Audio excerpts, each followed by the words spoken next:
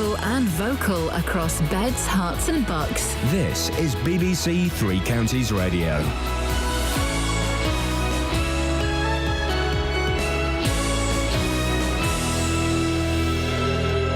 It's 6 o'clock. The headlines: victims' anger over treatment for sex attacker in Milton Keynes. Bedfordshire Head not happy to close on polling day. And driver airlifted to hospital after Hertfordshire crash. BBC Three Counties Radio. A sex attack victim says it's unfair that her attacker has been given private healthcare treatment in Milton Keynes while she has to go on the NHS waiting list for her injuries. Roland Bryce, a 27-year-old Latvian schizophrenic, was given a life sentence and a hospital order a year ago for attempting to rape the woman as she walked home from a nightclub. He was sent to Chadwick Lodge, a secure private psychiatric hospital in Milton Keynes, to receive mental health care. His victim says she can't understand why he is being well looked after. But part of me then thinks, why is everybody fighting for him? Why is nobody fighting my corner? I mean, he's receiving what seems to us like the best treatment. He's receiving private care and he's being well looked after.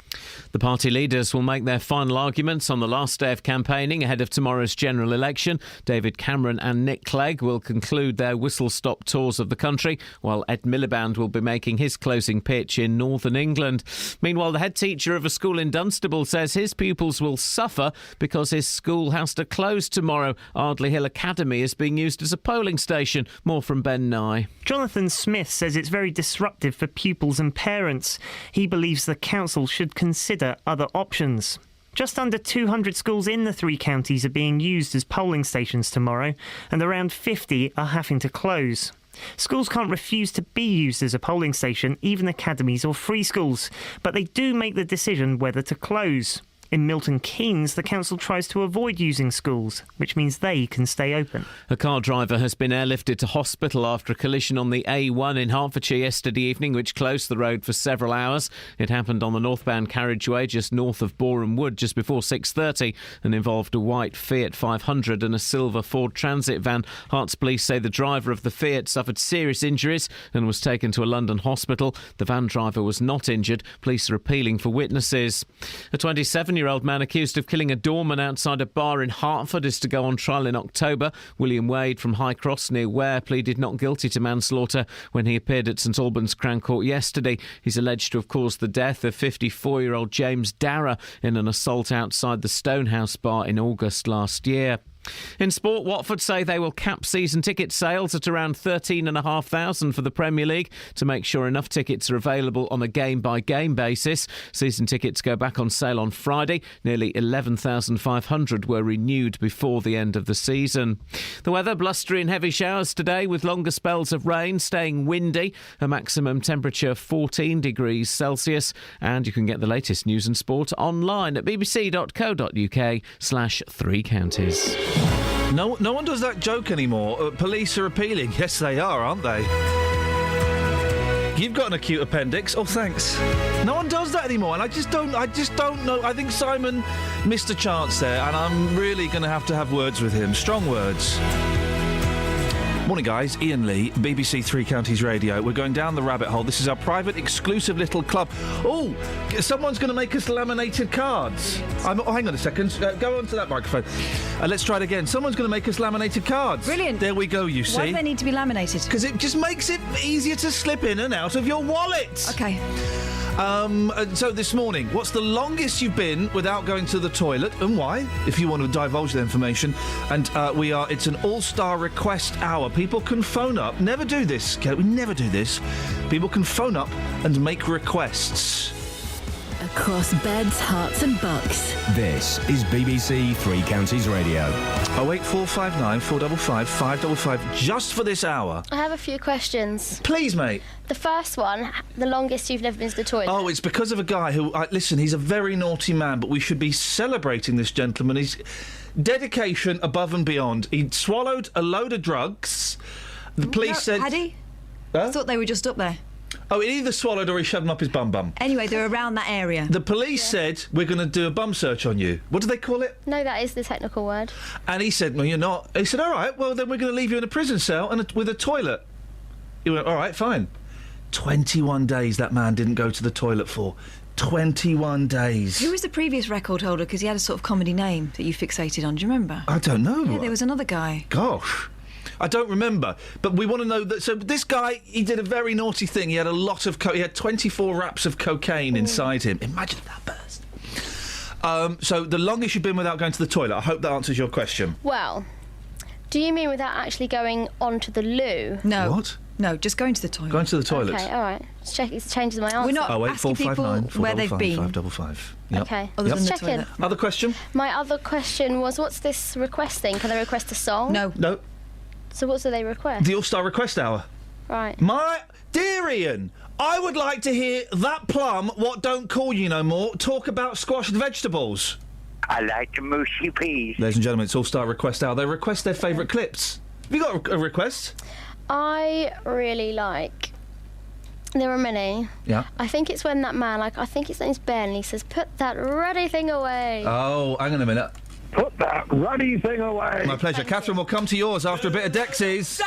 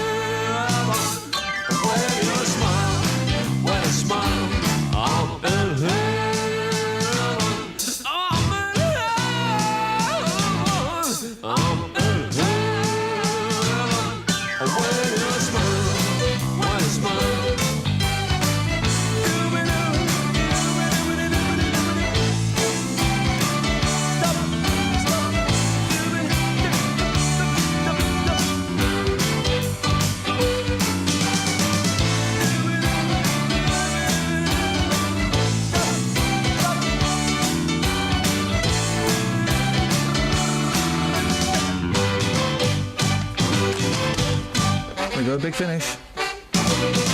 Boom. Now, a woman is criticising the decision to give her sex attacker expensive mental health care in Milton Keynes while she's had to fight to get treatment for her injuries. Roland Bryce is a 27-year-old schizophrenic who'd been in a long-term psychiatric care in his native Latvia.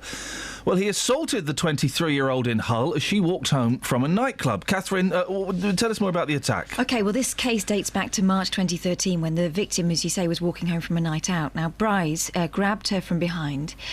In the first instance, she managed to free herself and called 999, but when the police arrived, they found her shoes and bag on the path and Bryce trying to rape her under a nearby bridge. He was arrested. She was taken to Hull Royal Infirmary. Now, obviously, we're not going to be naming her for legal reasons, but here she talks about the injuries she sustained. I sustained injuries, quite bad injuries to my feet, my ankles, my legs, my knees, my back, my fingers, hands, arms, literally everywhere. They were that bad. One of the police officers compared it to somebody who had fallen off a motorbike at high speed. They said the amount of skin which had been scraped from my knees and legs in particular was quite a large part. And I couldn't believe it, but that was due to being dragged across the concrete. And she's unhappy, isn't she, with the way the case was dealt with by the justice system? Yeah, and it's not just her either. It wasn't until May 2014, so a year after the attack, that Roland Bryce was sentenced. Now, the reasons given included delays in getting him psychologically assessed and a lack of Latvian translators within the health system. Wow, how long would it take to get a Latvian translator, guys? Exactly, but then sentencing was delayed on 11 separate occasions. I think on some of those he was deemed not fit to stand. Now, the judge described the delay as unjustifiable and in sentencing said that Bryce was a dangerous offender who posed a significant risk of causing serious harm to the public. Now, he has numerous mental disorders, Roland Bryce, and he was sent to Chadwick Lodge, which is a 52-bed medium security hospital in Milton Keynes for treatment. The victim says it's not fair that he was so well looked after. Part of me kind of understands that if this is the process they need to go through, then fair enough. But part of me then thinks, why is everybody fighting for him? Why is nobody fighting my corner? I mean, he's receiving what seems to us like the best treatment. He's receiving private care, and he's being well looked after. Yeah. Well, what else is going to happen? I mean, people will be arguing he should be sent back home, and that's a pretty good argument. But what else would happen? Put him in a normal prison? What kind of treatment has she been offered? Well, it's unclear as to whether she's been offered any mental health treatment to deal with the trauma of what happened, but she's been concentrating on the fight to get her physical injuries taken seriously. And she says the scars on her legs in particular are a constant reminder of when she was dragged off the road. Now, she's been getting treatment for some raised red scarring on her right knee with steroid injections on the NHS, but now she's been told that they won't cover the cost of laser treatment, which she believes would finish the job.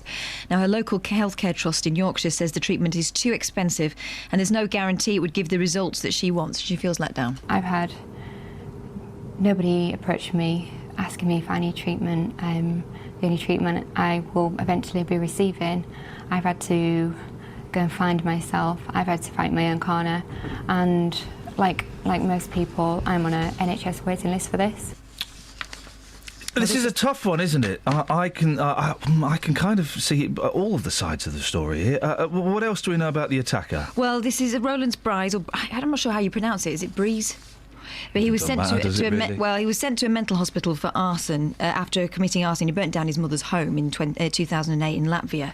He was released after 8 months. In 2009, he moved with his mother and sister to live in Britain. Before this sex attack, he reportedly lived in homeless hostels and racked up 11 convictions, mainly for assault and shoplifting. And the Ministry of Justice refused to confirm whether he's still being treated at the facility in Milton Keynes, but he's understood to have not been transferred to prison. See, I've never really been a massive fan of controlled immigration, but this is one of those people you kind of think, what's he doing over here? You know, that's obviously asking for trouble, isn't it? I don't know. I can see why he's in a private hospital, though. Yeah, because otherwise he'll go and do it again. But it's interesting what she said, and that clip earlier on where the victim said she was having to be put on a waiting list, that was taken from the time of his sentencing, I think. So it's since then she's been told that she's had as much treatment as she can get on the NHS. Call 08459 455 555. BBC Three Counties Radio. Right, so where's this... Sorry, Captain, I may have cut you off short there, but it's tough. It's tough, mate. It's tough, isn't it, Brian? Yeah, good morning, Iain. Good morning, Brian. Is that Tommy Boyd? Sorry? Is that Tommy Boyd? Tommy Boyd, where? He's not here, mate. He's not been on the radio for a long time. He's past it. Oh, I'll tell you something. If you two got together, it would be the radio show of the decade. If you Google it, there's an interview with me and a very drunk Tommy Boyd somewhere. So go and check it out. Right, what you got? Right. What have I got? The longest I've gone without going for a tinkle. This is in tribute to David Akunde. I can't dare poo. I can't dare poo for you. Morning, Kath. How are Morning, you? Brian. Do you know something? The only reason why I actually listen to this station is actually listen to you and Kelly. Oh, you Well, hang on, what about me? Well, you need to be sacked, mate. What the flipping out? You phoned up comparing me to a drunk has-been, and now you're telling me I should be sacked? Get to the point, Brian. Tell us about your wee-wee. Right, OK. This is basically back in the day. The silver. Back in the day, we're not drive time on Heart, for goodness sakes. Well, that just gives an idea how old I am, doesn't it? Yes, yeah, very. No, it was the Terence Higgins AIDS Awareness Trust. Yeah. The Nebworth 90, obviously, back in 1990. Obviously. When else could it have been? It was Nebworth 90. Well, it depends. We finish at 9 o'clock this morning, Brian. I suspect that this conversation is going to last longer than the time you didn't go for a wee. Right, I'll get to it. Please. I stood on the spot for 12 hours because you could not get through the crowd to actually get to the loo. Yes. And, well, that's it. 12 hours? That's rubbish. Yeah. David Akande-Apu didn't go for 21 days. Yeah, well, Willie he had more important issues on his mind. Brian, good call, mate. Thank you. Speak to you again soon. Travel news for beds, cards and bugs. BBC Three Counties Radio. Not bad on the roads at the moment. Keep an eye on the cameras. Motorways moving well, including the M1, the M25 and the M40. Problems for tubes if you're heading into London. There's no Metropolitan line between Harrow-on-the-Hill and Moore Park. A signal failure at Northwood there. And the Northern line suspended southbound into London from East Finchley down to Kennington. And there's also no service from Golders Green. That's because of overrunning engineering works at Camden Town. James Worley, BBC Three Counties Radio. Thank you, James. 6:16, Wednesday. The 6th of May. Is it Wednesday? It is, isn't it? Yeah, it's the election. So, right, OK. Wednesday the 6th of May, I'm Iain Lee. These are your headlines on BBC Three Counties Radio. A sex attack victim has criticised the private healthcare treatment given to her attacker in Milton Keynes. A Bedfordshire head teacher says his pupils will suffer because their school is being used as a polling station and will close tomorrow. And a car driver has been airlifted to hospital after a collision on the A1 in Hertfordshire yesterday evening, which closed the road for several hours. BBC Three Counties Radio.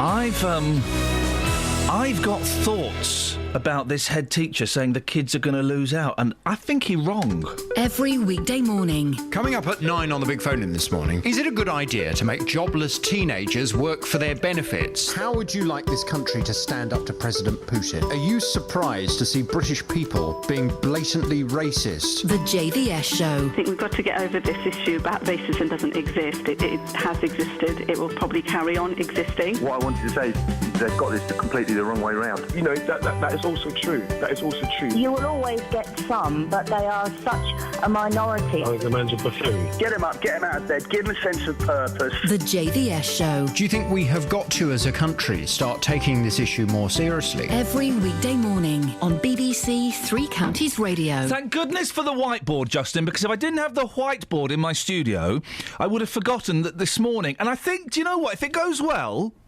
we're going to make this a regular feature on Down the Rabbit Hole. The All-Star Request Hour.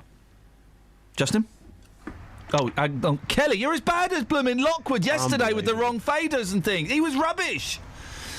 All-Star Request Hour. Anne-Marie has requested this. In his pants. And you've got it, Anne-Marie.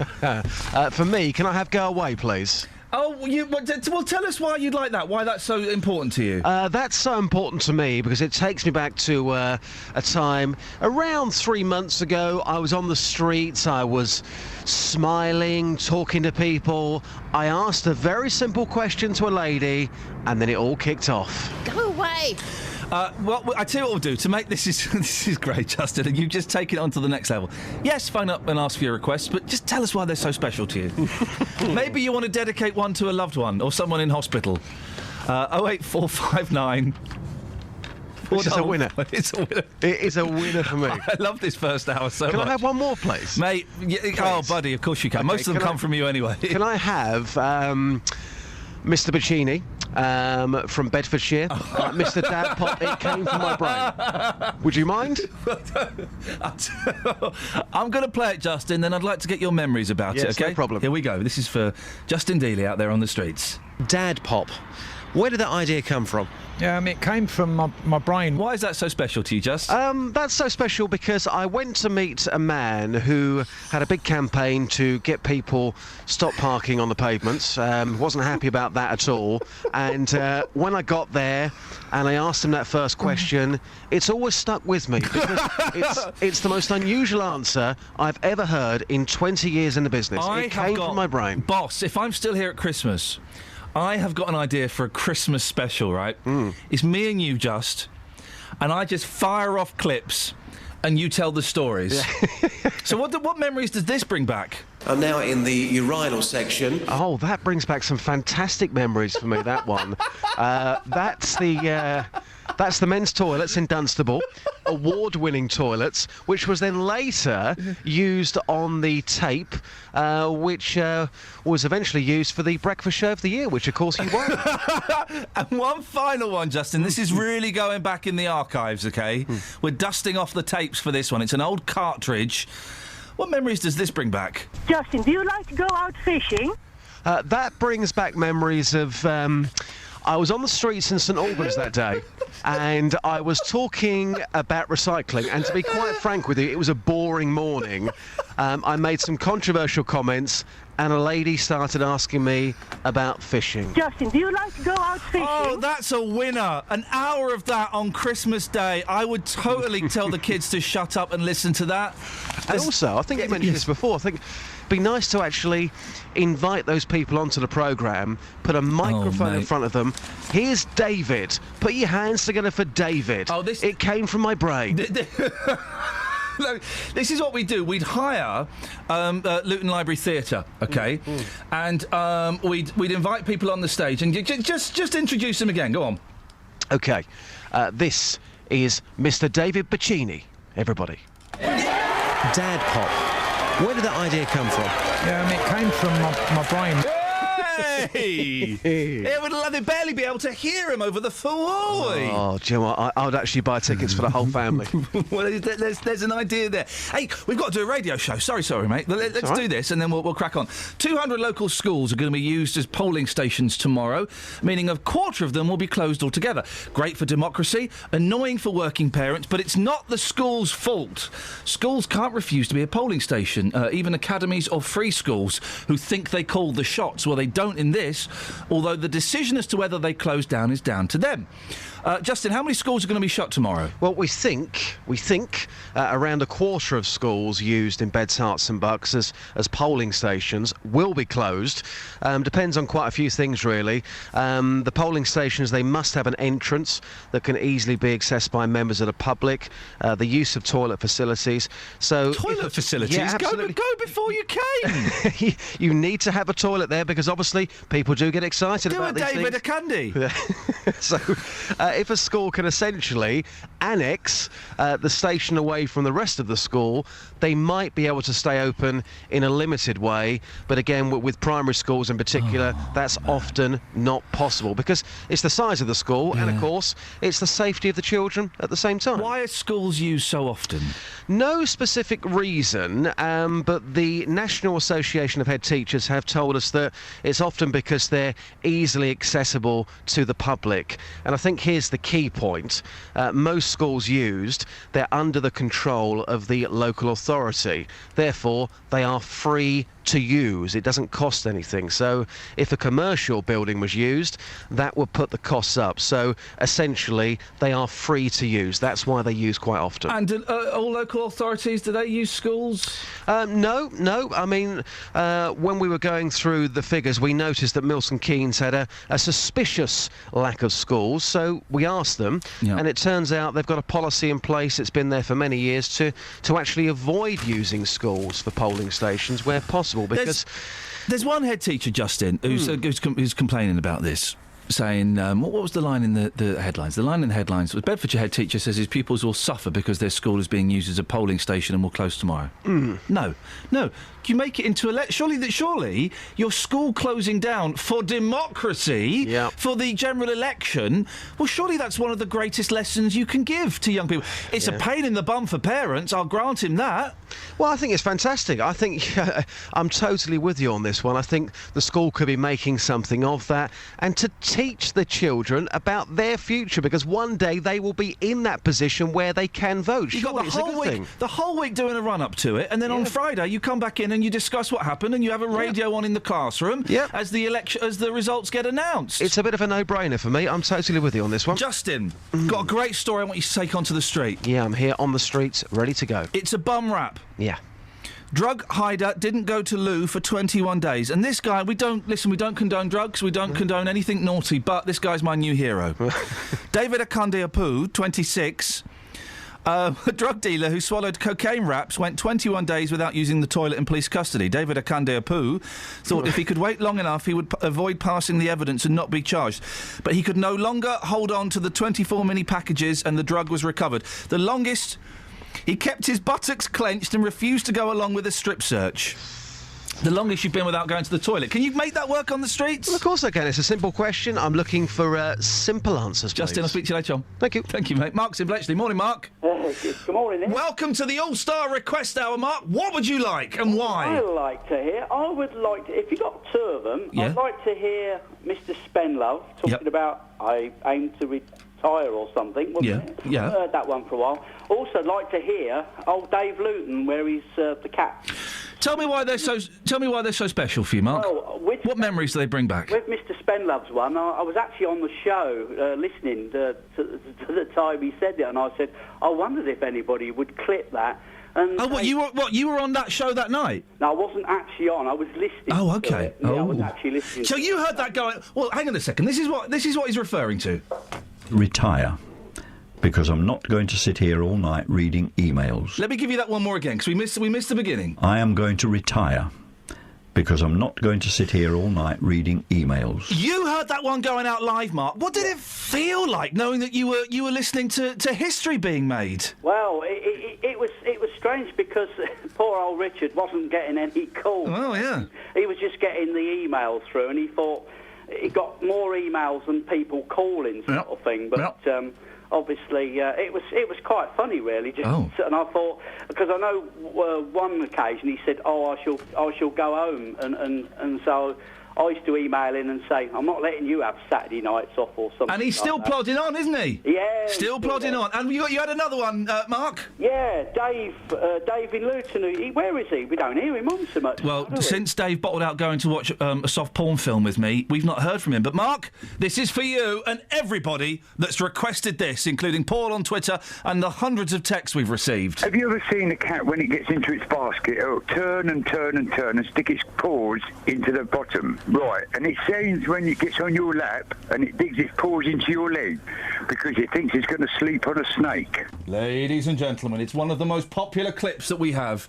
Dave from Luton talking, well, basically a load of old guff about why cats claw your laps. 08459 455 555. The longest you've been without going to the toilet, please, and it's the All-Star Request Hour. 1, 2, 3, 4.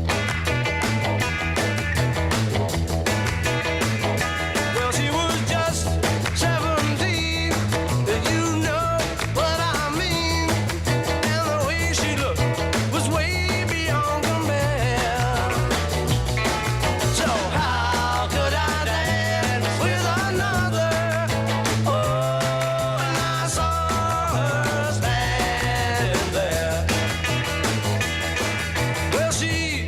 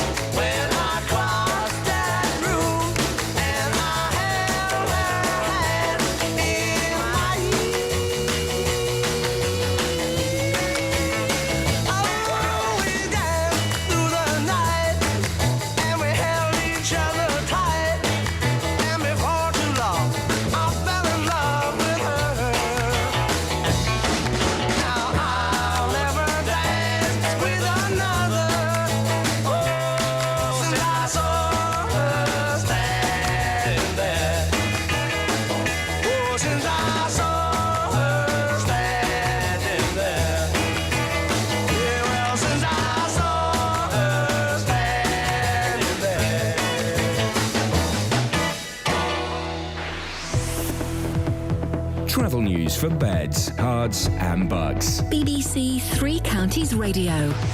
It's building up on the motorways, the anti-clockwise M25 looking quite heavy from the M1 round towards junction 19 rather. The A1M slow southbound just south of junction 7 Stevenage, we can see on the speed sensors. Busy into London on the A1 through Boreham Wood from the Holiday Inn to Stirling Corner and onto the tubes in London. Well, the Metropolitan line suspended Harrow on the Hill to Moor Park. There's a signal failure at Northwood, and the Northern line has no service into London from East Finchley and Golders Green because of overrunning works down at Camden Town. James Worley, BBC Three Counties Radio. Across beds, hearts and bugs. This is BBC Three Counties Radio.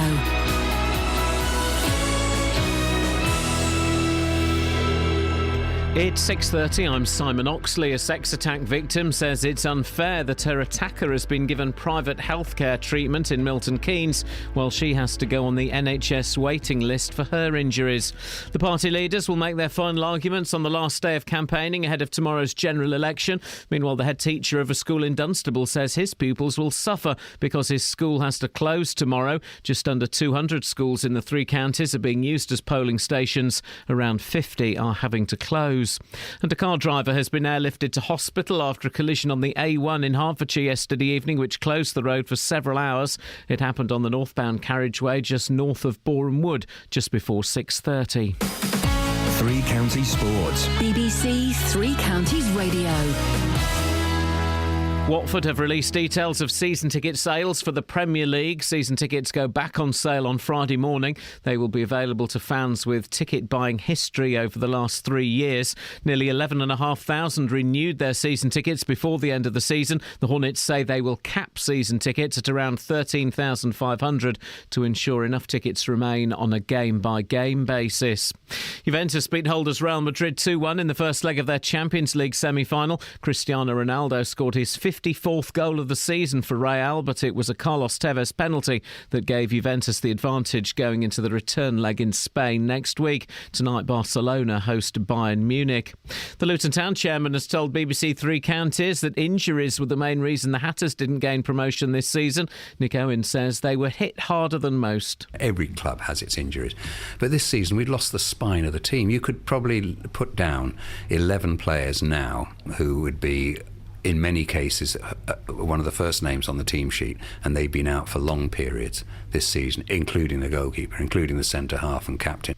And in boxing, two people in the USA have taken out a lawsuit against Manny Pacquiao, accusing him of lying about a shoulder injury sustained before his defeat by Floyd Mayweather in Las Vegas at the weekend. Two people in Nevada have alleged the boxer defrauded ticket buyers, television viewers and gamblers. BBC Three Counties News and Sport. The next full bulletin is at 7. Yeah, you tell him.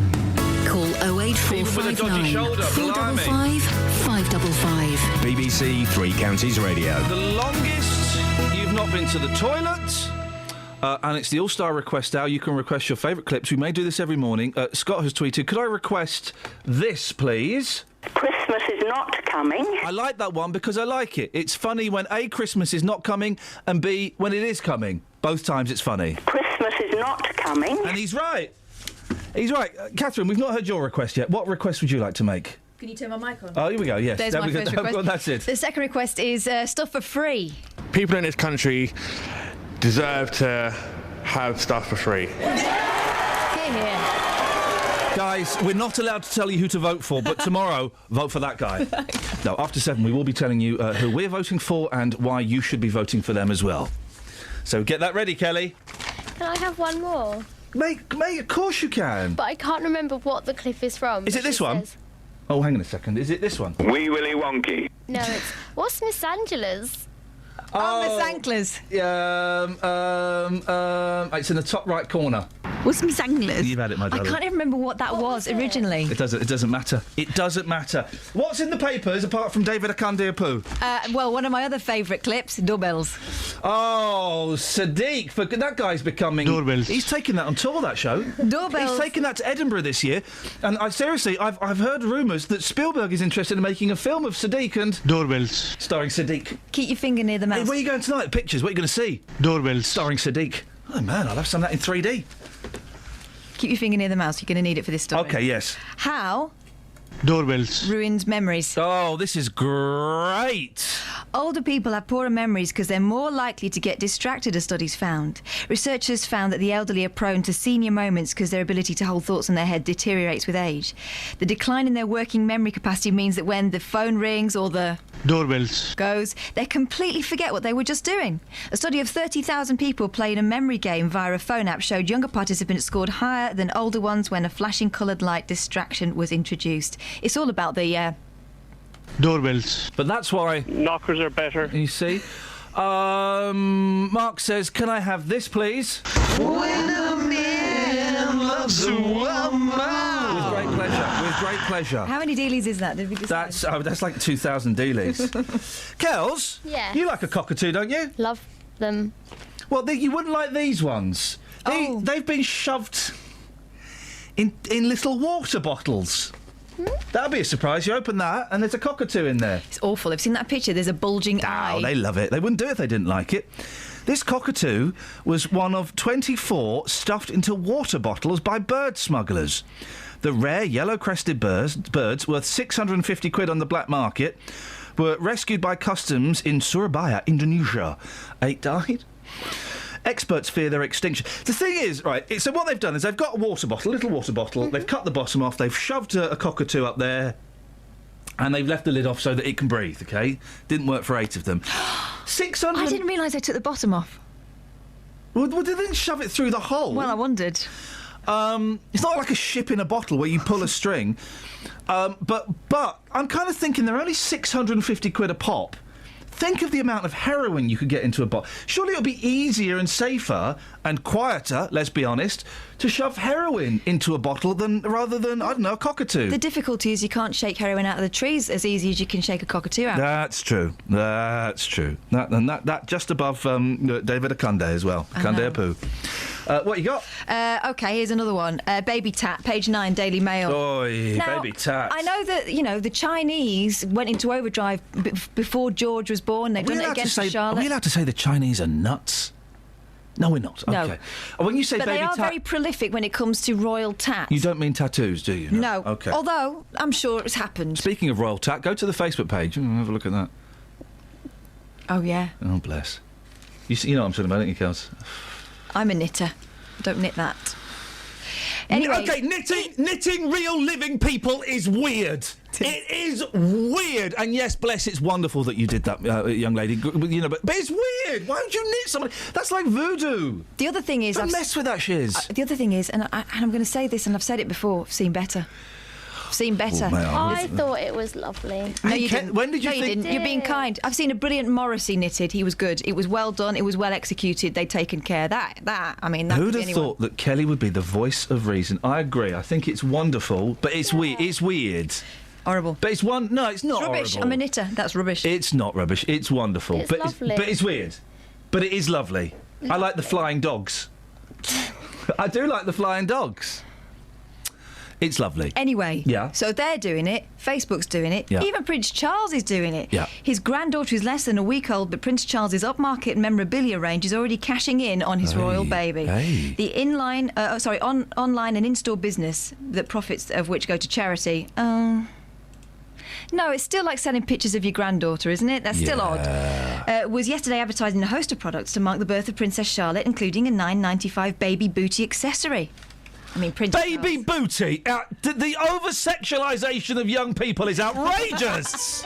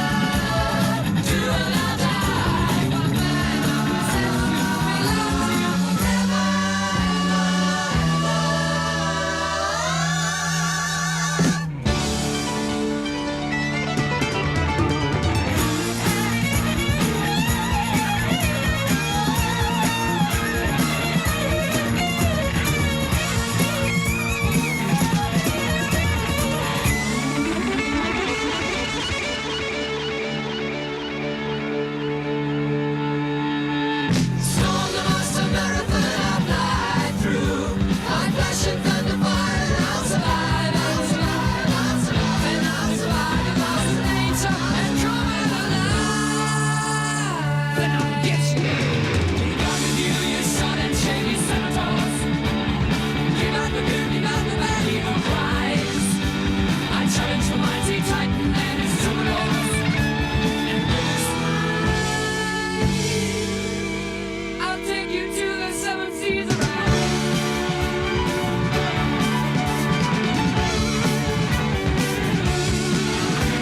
I'd suggest the only decent song that Queen did, apart from The Invisible Man. I like that one, even though that's rubbish. So there's a picture of a young man, on page 33 of the Daily Mail. Could this be the face of Jesus as a boy? No. That's that one solved. He's blonde. He's blonde and he's got blue eyes. This is the face of Jesus Christ as a child, according to Italian police. Gosh, when have you ever trusted an Italian copper? Blimey. Detectives use computer forensic techniques that have helped to catch mafia bosses to generate the image. But you know what? Oh, crying out loud. Also, hey guys, there's no crime in Italy now. They created a photo fit picture from the facial image in the Turin shroud. Well, that's not Jesus either. For crying out loud, guys. They then used a computer program to reverse the aging process by reducing the jaw size. Oh, dearie me. Well, the Turin shroud isn't real. It isn't real. It's not Jesus. There's a technique to get you to sleep in 60 seconds. Yeah, isn't it whooshing? It's whooshing. This is sort of what I used to be able to... I mentioned this before. I used to be able to make myself fall asleep on aeroplanes during takeoff. Right. It involved using... basically, I had to tap into the change in air pressure as you took off. I had to be really, really tired as well, and then I could knock myself out. But this technique is... it's a technique that claims to help even the most restless sleeper master the art of dropping off in just 60 seconds. But it may be bad news for any partner hoping for a peaceful night. The method involves making a loud whooshing noise and can take several weeks to fully learn. The technique has been pioneered by US expert Dr. Andrew Weil, and is based on an ancient Indian practice. So, this is how you do it. Step 1, exhale completely through the mouth, making a whoosh sound. Step 2, close your mouth, inhale through the nose while counting to 4. Step 3, hold your breath while counting to 7. Step 4, exhale completely for a count of 8, making a whoosh. Repeat until you fall asleep. Is that how you make yourself pass out? It's just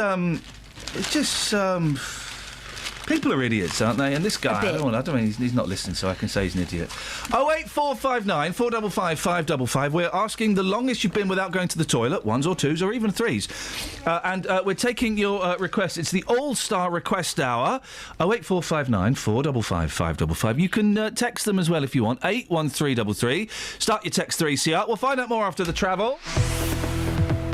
Travel news for beds, cards and bugs. BBC Three Counties Radio. The M1 slow-moving southbound between junctions 10 and 9, Luton down to Redbourne. Usual anti-clockwise delays on the M25.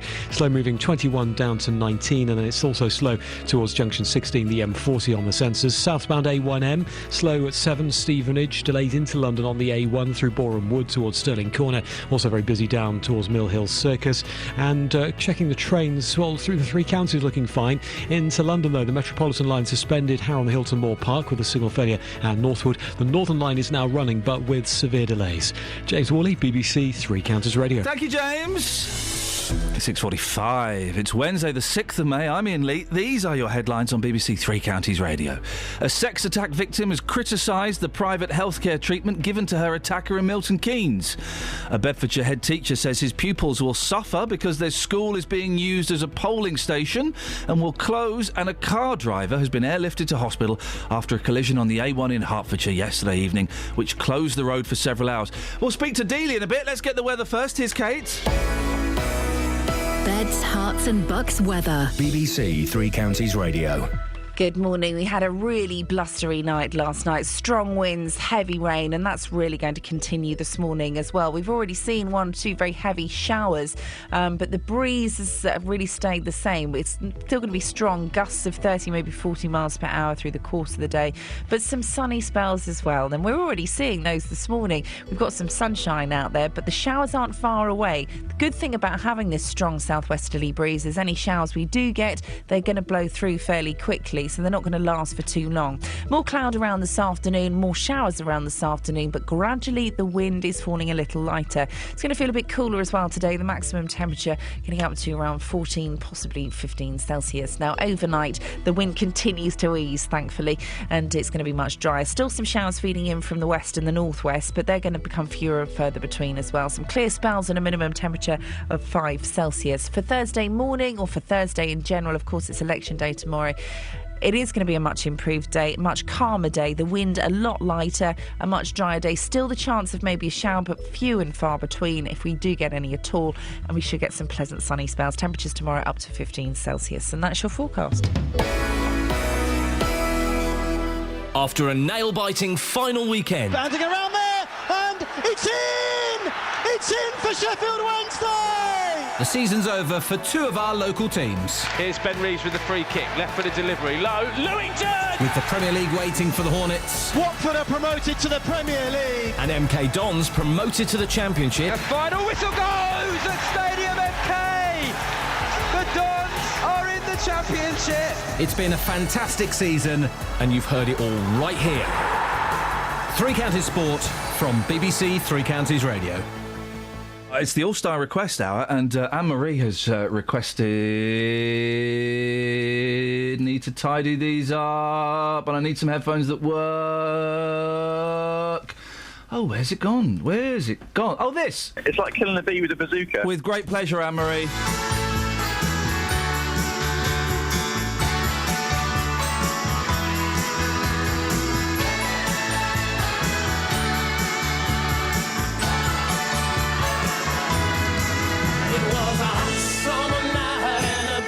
Was burning, there was fog crawling over the sand.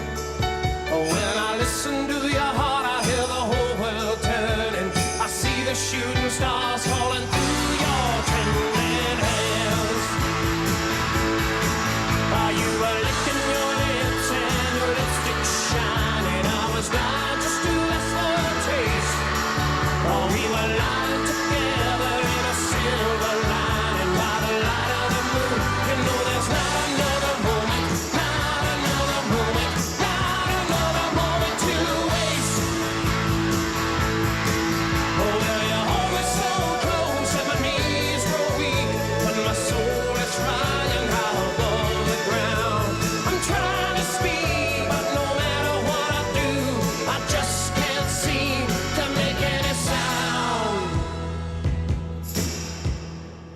And then you took the words right out of my mouth. Oh, it must have been while you were kissing me. You took the words right out of my mouth. Oh, and I swear it's true. I was just about to say I love you. And then you took the words right out of my mouth. Oh, it must have been while you were kissing me. You took the words right out of my mouth. Oh, and I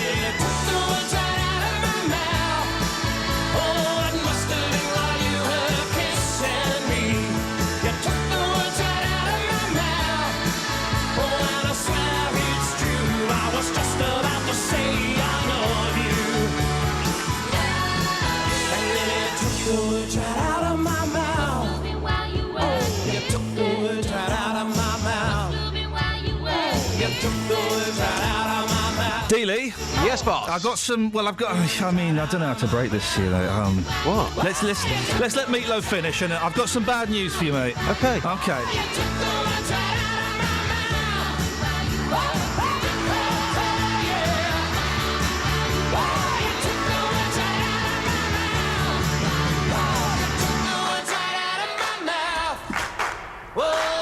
The bit where you were kissing me, you took the words right out of my mouth. The two people that lost. Oh, Meatloaf, shush. Go on, walk off. Chill out, mate. The two people that lost their powers when they cut their hair, Samson and Meatloaf. Once Meatloaf cut his hair, just a fat bloke. Here's another one, Michael Bolton. Oh, the three people that lost their... That's tomorrow's phone-in. Here's another one, Kenny G. Tomorrow's phone-in, dear listener. People who lost their powers when they cut their hair. Here's another one. Chalk it up. Here's another one, Curtis Stigers. There we go, ladies. I'll give you one more. Pat Sharp. Oh, this is great. Tomorrow, Justin, can you take this to the street for the first hour? Of course I can. I love the first hour. What I like about the first hour is we come up with rubbish. I kind of hesitantly give it to you, thinking, oh, he's going to laugh at me. Go, no, what time do you want it, boss? Yeah. Listen, before we get to the one I've given you today... Story in the Daily Mail, Justin, page 26. Basically says you're an idiot. The headline could be Justin Dealey is an idiot. Okay. 1986, the year pop music all sounded the same. Not really. Who sang that? Fiona McRae, the science correspondent. Hey? No. If you think modern pop songs all sound the same, you may need to listen more closely. Scientists say there is no evidence today's chart music is becoming more boring. British researchers, who've obviously found a cure for AIDS and cancer, used a computerised analysis spanning 50 years of music to categorise pop songs by their chords and tones. They found pop music was at its most boring in 1986, when the rise of drum machines and synthesizers led to similar-sounding songs. Yes. Well, that's absolute rubbish. We are going to, I presume this morning, we are going to put a wrong right. Are we not? Well, I mean, I've got the top 100 of 1986. You don't... The thing is, you don't like the number one song of 1986. What's the number one song of 86? Oh, baby, my heart is full of love and desire for you. I'm coming out and doing what I got to do.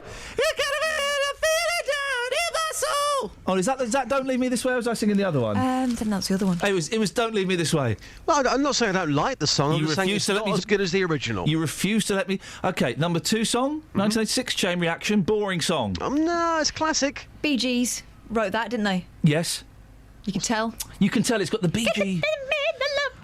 I Want to Wake Up With You. Oh, Boris. I don't know. Who's Boris Gardner? Oh, reggae legend. That was a smoochy one, wasn't it? How does it go? Boss, not now. Not now. Come on, not now. Not now. All right, number 14, Nick Berry, Every Loser Wins. Okay, that was rubbish, yeah. Oh, I like that. 18, The Chicken Song, Spitting Image. But to a lot of people, novelty songs, they're always right there in their heart. Also, the 80s were dark days. Let's have a laugh. Speaking of dark days, number 31, Cliff Richard and Sarah Brightman, All I Ask of You. Oh. Mel and Kim showing out, Get Fresh at the Weekend. Get fresh at the weekend. Showing.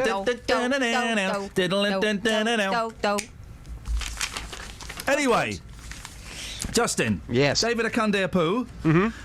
Listen, we should all have heroes, and I don't condone what he did. It's smuggling drugs, selling drugs, taking drugs. It was both naughty and silly. It's naughty and silly, and we don't condone it. But this guy's got dedication to not going to prison. He went to prison for 7 years in the end. But he had 21 wraps. No, he swallowed them. 21 wraps of cocaine, which he swallowed. And the police said, we're going to do a bum search on you. He said, no, you're not. I said, all right, well, we're going to leave you in a room with a toilet. He said, OK, fine.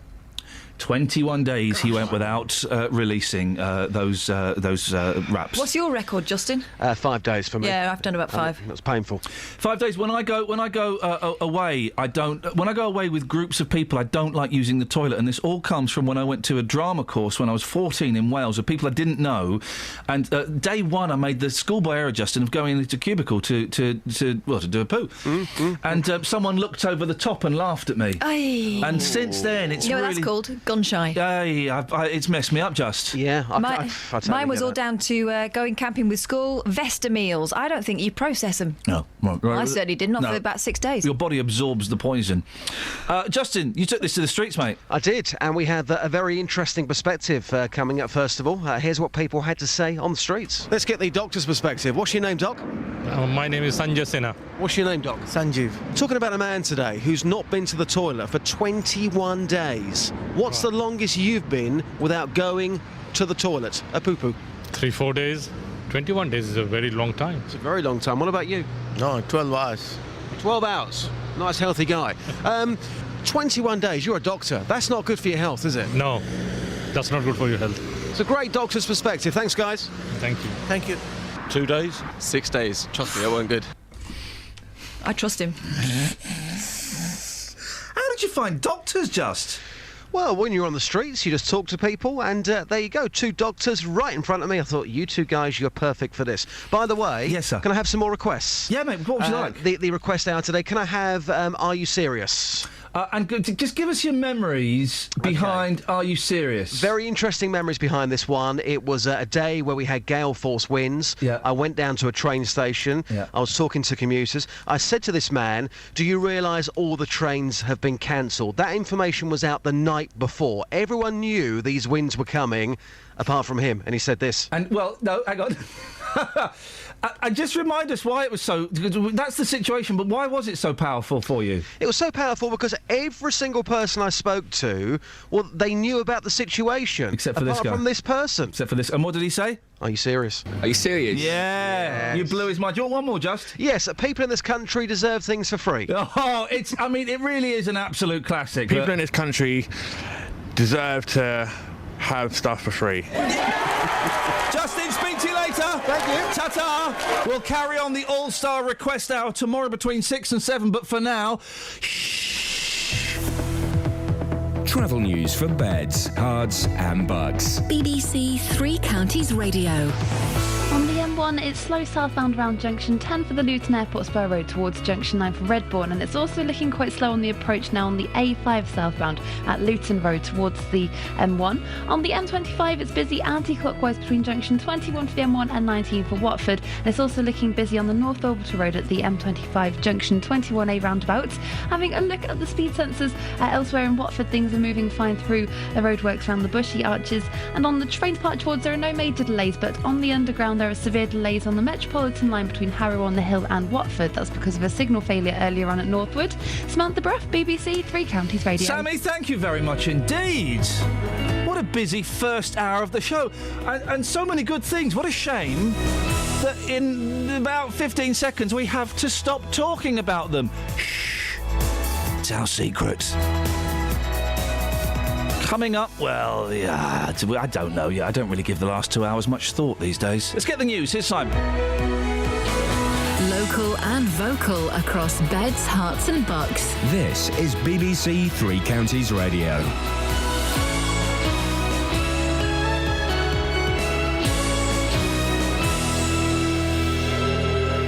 It's 7 o'clock. The headlines: victim's anger over treatment for sex attacker in Milton Keynes. Bedfordshire Head not happy to close on polling day. And driver airlifted to hospital after Hertfordshire crash. BBC Three Counties Radio. A sex attack victim says it's unfair that her attacker has been given private healthcare treatment in Milton Keynes while she has to go on the NHS waiting list for her injuries. Roland Bryce, a 27-year-old Latvian schizophrenic, was given a life sentence and a hospital order a year ago for attempting to rape the woman as she walked home from a nightclub. He was sent to Chadwick Lodge, a secure private psychiatric hospital in Milton Keynes, to receive mental health care. Meanwhile, the victim says she has to fend for herself. I've had nobody approach me asking me if I need treatment. The only treatment I will eventually be receiving, I've had to go and find myself. I've had to fight my own corner, and like most people, I'm on a NHS waiting list for this. The party leaders will make their final arguments on the last day of campaigning ahead of tomorrow's general election. David Cameron and Nick Clegg will conclude their whistle-stop tours of the country, while Ed Miliband will be making his closing pitch in northern England. Meanwhile, the head teacher of a school in Dunstable says his pupils will suffer because his school has to close tomorrow. Ardley Hill Academy is being used as a polling station. More from Ben Nye. Jonathan Smith says it's very disruptive for pupils and parents. He believes the council should consider other options. Just under 200 schools in the 3 counties are being used as polling stations tomorrow, and around 50 are having to close.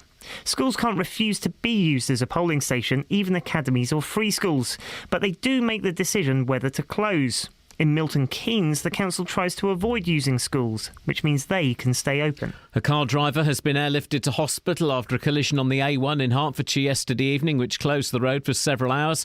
It happened on the northbound carriageway just north of Boreham Wood just before 6:30 and involved a white Fiat 500 and a silver Ford Transit van. Herts police say the driver of the Fiat suffered serious injuries and was taken to a London hospital. The van driver was not injured. Police are appealing for witnesses.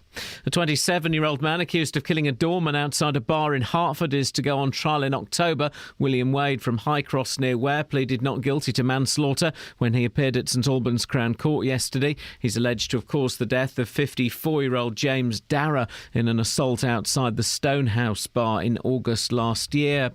In sport, Watford say they will cap season ticket sales at around 13,500 for the Premier League to make sure enough tickets are available on a game-by-game basis. Season tickets go back on sale on Friday. Nearly 11,500 were renewed before the end of the season. The weather, blustery and heavy showers today, with also longer spells of rain, staying windy, a maximum temperature 14 degrees Celsius. And you can get the latest news and sport online at bbc.co.uk/3counties. Thank you, Simon. I said a moment of exhaustion just hit me then. Oh, dear. Morning, Iain Lee, BBC Three Counties Radio. Tick your radar diaries now. Schools closing. Sorry, someone's just come in to take an empty cup to make coffee. That's more important than any form of menu. Sorry? With someone? I forgot that girl's name. Who is that? I don't remember. Kirsty, that's it. Across beds, hearts and bucks. This is BBC Three Counties Radio. We talked the other day, Catherine, about if you're signed up to Netflix or Amazon or these movie streaming services, you lower your standards as to what is an acceptable film. Yeah. And I'm on Amazon, and I had a couple of hours free yesterday. I thought, I'm going to watch a film. I started 4 films and got like 15 minutes into each one. I went, I can't watch this. I've done rubbish. that on that particular streaming site. I ditched Future World, the sequel to Westworld. I don't really like Peter Fonda, I've decided. I ditched a Korean film called Cyborg.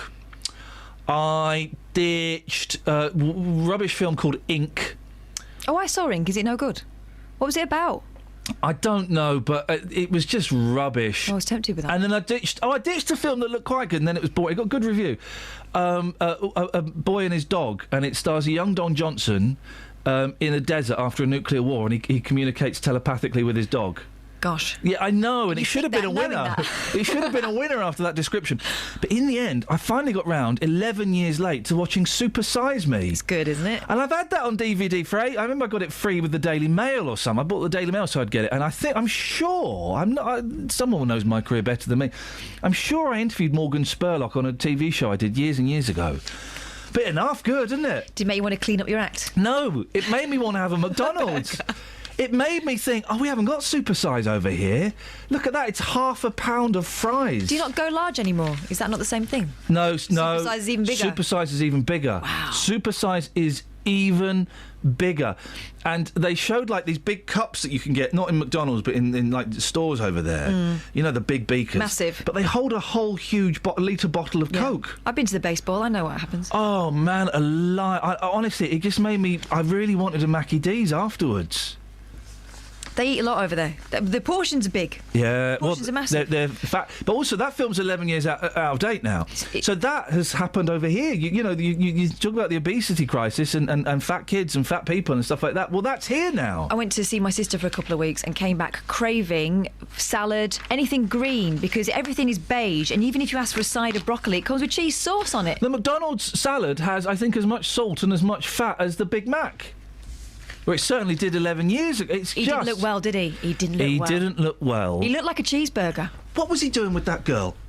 That's all I kept thinking. What was he doing? Because he's obviously a quirky guy. What was he doing with the plain vegan? No disrespect to plain girls, vegans. Yeah, weird. What was he doing with the plain vegan? Because she would annoy me. He was going out with a vegan chef. I don't even remember the plain vegan. That's how plain she must have been. But then I kind of, as I do when I'm watching films, and I can't hold my attention for 2 hours. I was then Wikipediaing him. He directed the One Direction documentary that came out last year. Oh. Isn't that weird? What for? Wasn't that weird? Well, for the bucks, for the dollar. He wanted dollar. He got dollar. Fair enough. He by the way, David Van Day, I'll direct the dollar doc, but he directed the One Direction documentary. I thought, what a strange career trajectory to have followed. But then I guess when you've stopped experimenting on yourself and filming it, you've got to, take the load off and watch a load of other kids doing it. It was good, that. I did enjoy that, and I just thought, wow, I'm 11 years late to this. I was... Good party still. I was very busy drinking at the time that the film came out. That's why I didn't watch it. You missed it. I'm sure I interviewed someone the other day when Cletus... Bear with me. I think his name was Cletus... No, it wasn't Cletus, but the fella from the Dukes of Hazzard, not Boss Hogg and not the Dukes, but the dumb sidekick to Boss Hogg died. Right. Like about a month ago. Was it? It was Cletus, wasn't it? It might have been Cletus. He died at the age of 88, and someone posted on my Facebook page, that was the best interview you ever did. I went, what? He said, you interviewed that fella that died. I said, no, I didn't. He said, yeah, you did. He was in character and everything. You interviewed him. I don't know. I might have done. I don't remember it. Gosh. I remember interviewing the Face Man from the A-Team when he arrived on the back of a motorbike. That was cool. I don't remember interviewing Cletus. The lost years. The very lost. Well, no, I wasn't lost then, I don't think. Anyway, 08459 455, etc., etc., etc. A woman is criticising the decision to give... We're moving on to a serious story now. To give her sex attacker expensive mental health care in Milton Keynes while she's had to fight to get treatment for her injuries. Roland Bryce is a 27-year-old schizophrenic who'd been in long-term psychiatric care in his native Latvia. He assaulted the 23-year-old in Hull as she walked home from a nightclub. Well, Catherine's got more on this. What happened in the attack? Well, this is a case dating back to March 2013 when, as you say, the victim was walking home from a night out. She was grabbed from behind, and in the first instance she managed to free herself from her attacker and called 999. But by the time the police got there, all they found on the path were her shoes and her bag, and they looked in the area surrounding it and found under a bridge this fella Bryce trying to rape her. He was arrested on the spot. She was taken to Hull Royal Infirmary, and obviously we're not going to name her for legal reasons, but she talks here about the injury she sustained. I sustained injuries, quite bad injuries to my feet, my ankles, my legs, my knees, my back, my fingers, hands, arms, literally everywhere. They were that bad. One of the police officers compared it to somebody who had fallen off a motorbike at high speed. They said the amount of skin which had been scraped from my knees and legs in particular was quite a large part. And I couldn't believe it, but that was due to being dragged across the concrete. Now, the case kind of went on for a long time. She's unhappy with the way the justice system dealt with it, isn't she? Yeah, not just her. A judge spoke out about it as well. It wasn't until May 2014, so over a year after the attack, that Roland Bryce was sentenced. Reasons given included delays in getting him assessed psychologically and also a lack of Latvian translators within the health system. Well. Sentencing was in fact delayed on 11 separate occasions. I think some of those were because he wasn't fit to stand. Now, the judge in the case described the delay as unjustifiable and in sentencing said that Bryce was a dangerous offender who posed a significant risk of causing serious harm to the public. Bryce has numerous mental disorders and he was sent to Chadwick Lodge, which is a 52-bed medium security hospital in Milton Keynes for treatment. The victim feels it's just not fair that he was so well looked after. Part of me kind of understands that if this is the process they need to go through, then fair enough. But part of me then thinks, why is everybody fighting for him? Why is nobody fighting my corner? I mean, he's receiving what seems to us like the best treatment. He's receiving private care. and he's been well looked after. I've got it. When you said there, the victim says it's not fair he was so well looked after. No, it is fair he was so well looked after. What's unfair is how badly she's been looked after. Exactly. That's what it is. I knew I couldn't quite get my head around it. That's the problem. It's not that he was so well looked after. He had to be. He's mentally ill, and you can't just bang him in prison. Or, I mean, you could argue he should be sent back to Latvia. I don't know. But the problem is the way that she's been. Well, also, he's being dealt with in a different system. She's been dealt with within the healthcare system, the NHS, and he's been, he's a dangerous offender. He has to be dealt with through the justice system. What kind of treatment has she been offered? Well, this is the point. It's unclear whether she's been offered any mental health treatment to deal with the trauma of what happened. She's concentrating her efforts on the fight to get physical injuries taken seriously, and she's really focused on these scars that she has on her legs. She says they're a constant reminder of when she was dragged from the road, a constant reminder of the attack. Now, she's been getting treatment for some really nasty raised red scarring on her right knee. She's been having steroid injections on the NHS, but now she's been told that the NHS can't cover the cost of laser treatment, which she believes would finish the job. Her local healthcare trust says the treatment is just too expensive, and also there's no guarantee it would give the results she wants. Speaking at the time of the sentencing, she felt let down. I've had nobody approach me asking me if I need treatment. The only treatment I will eventually be receiving, I've had to go and find myself. I've had to fight my own corner, and like most people, I'm on a NHS waiting list for this. What else do we know about the attacker? He's unwell and thoroughly unpleasant. And he's been unwell for a long time. The court heard he was sent to a mental hospital for arson in 2008. Actually, we know it was the home of a family member he set on fire. Now, this happened in Latvia. He was released after 8 months. In 2009, he moved with his mother and sister to live in Britain. And before the attack happened in Hull, he reportedly lived in homeless hospitals and racked up 11 convictions, mainly for assault and shoplifting.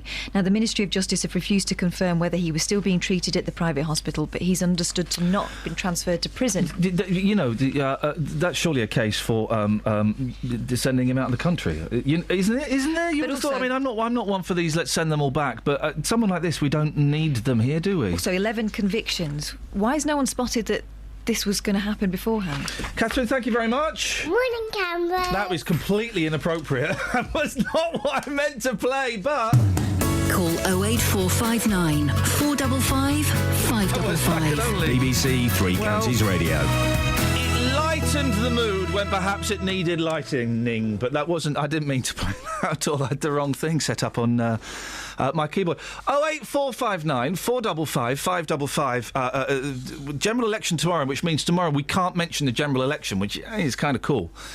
We'll be talking in a little bit about some teachers, head teachers, are a little bit upset that their schools are being used as polling stations, and they think it will disrupt the young people at school. I think it's a pain in the bum for the parents. But for the kids, surely it's the greatest learning experience there is, isn't it? If I was the head... This is what I'd do, Catherine. So, in the run-up to the election...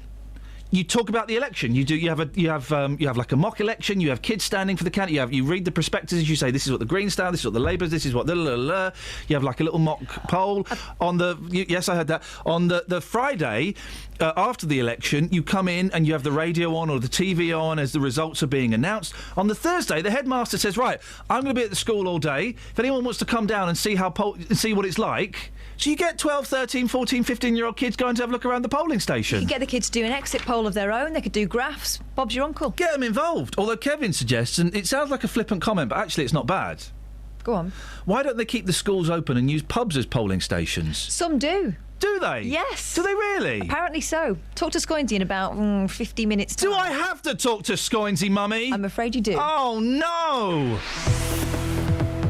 Travel news for beds, cards and bugs. BBC Three Counties Radio.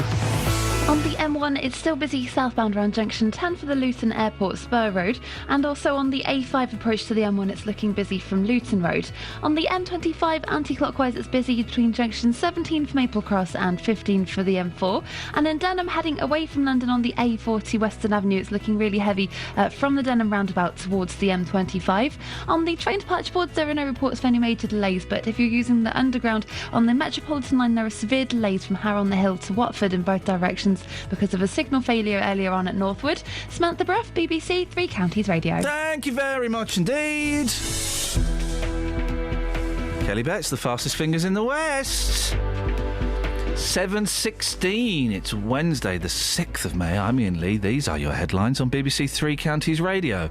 A sex attack victim has criticised the private healthcare treatment given to her attacker in Milton Keynes. A Bedfordshire head teacher says his pupils will suffer because their school is being used as a polling station and will close tomorrow.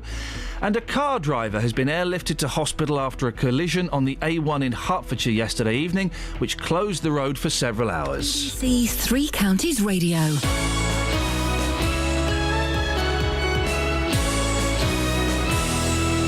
Every weekday from 3. Local stories. People in Watford are being urged to celebrate their local heroes by creating a postcard in their honour. In other local news, rugby fans are being warned to watch out for fake World Cup tickets. Roberto Peroni. Now, a metal detectorist has discovered a archaeological find in a field near Royston in Hertfordshire. Taxi drivers in Luton are demanding to be allowed to drive in bus lanes at all times. There is to be a new station at the Leighton Buzzard Narrow Gauge Railway. Roberto Peroni. Weekdays from 3 on BBC Three Counties Radio. Catherine has a news flash, Catherine. Gary in Luton has a news flash on the text. Thanks for this, Gary. Ian, Dukes of Hazzard's stupid sheriff's name was Roscoe P. Coltrane. Roscoe P. Coltrane, that was it. Who was Cletus? Cletus was maybe in like a Smokey and the Bandit film then.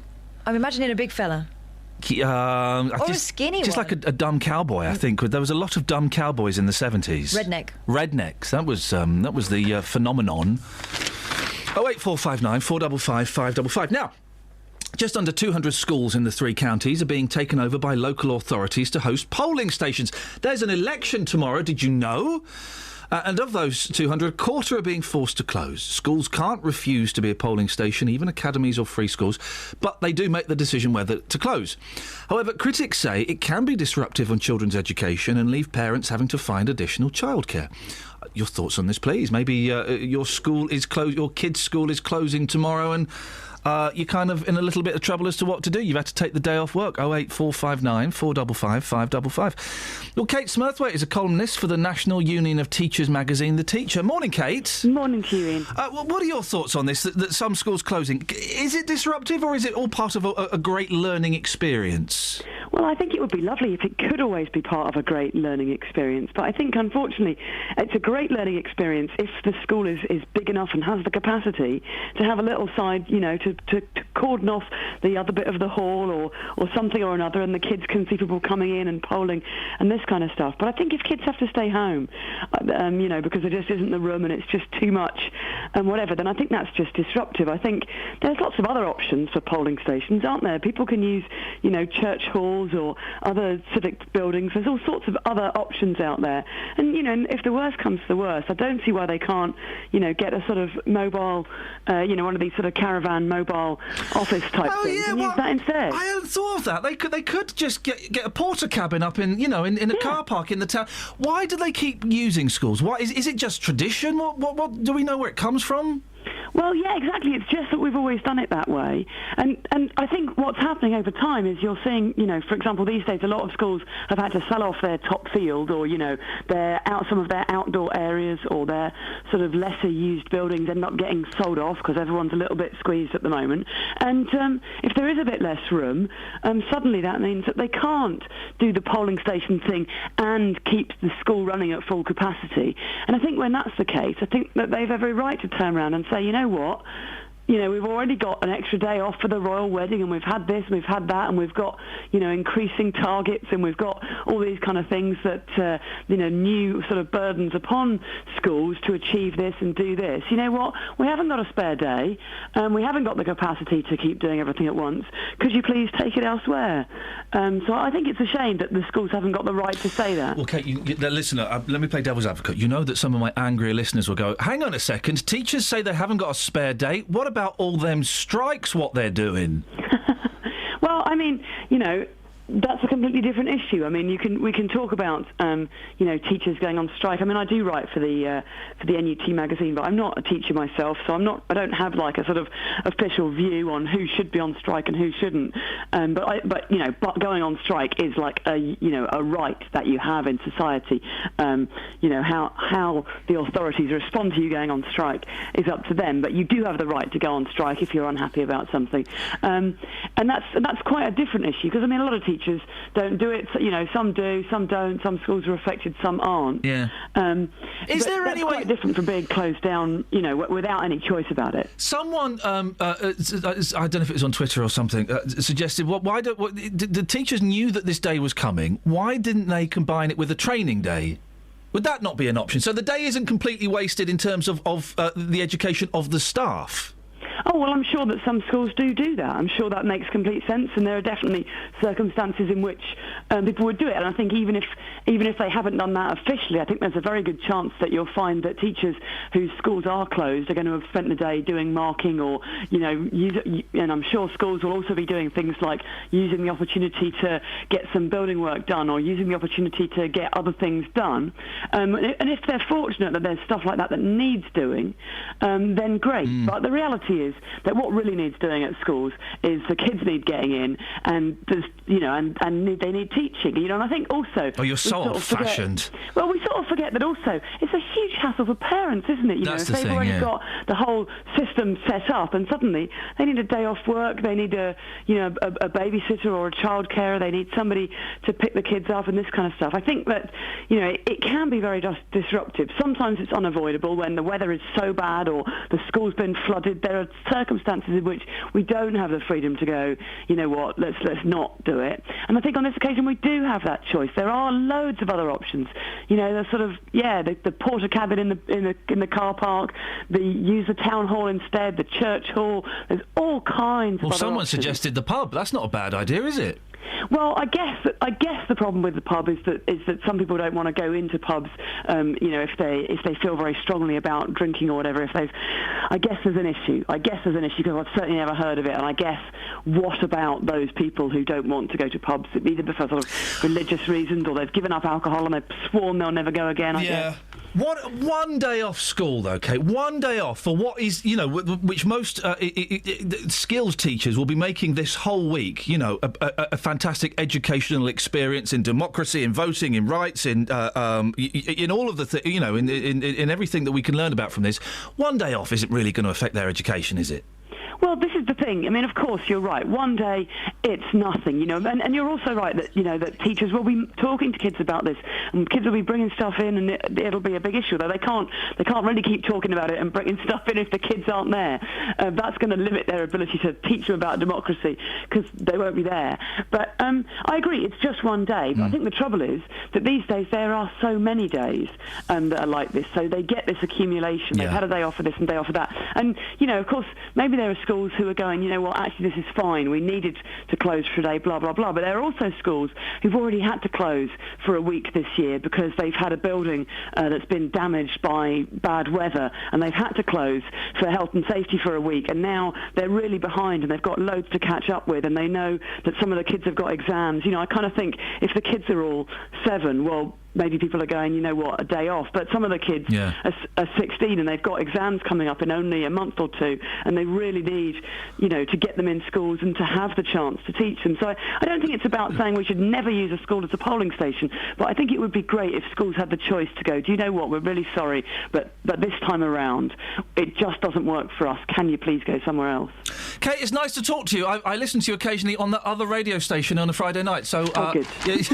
So thanks very much for coming on. Nice to talk to you. My pleasure, thank you. Thank you very much indeed. It's Kate Smurthwaite, columnist for the National Union of Teachers magazine, The Teacher.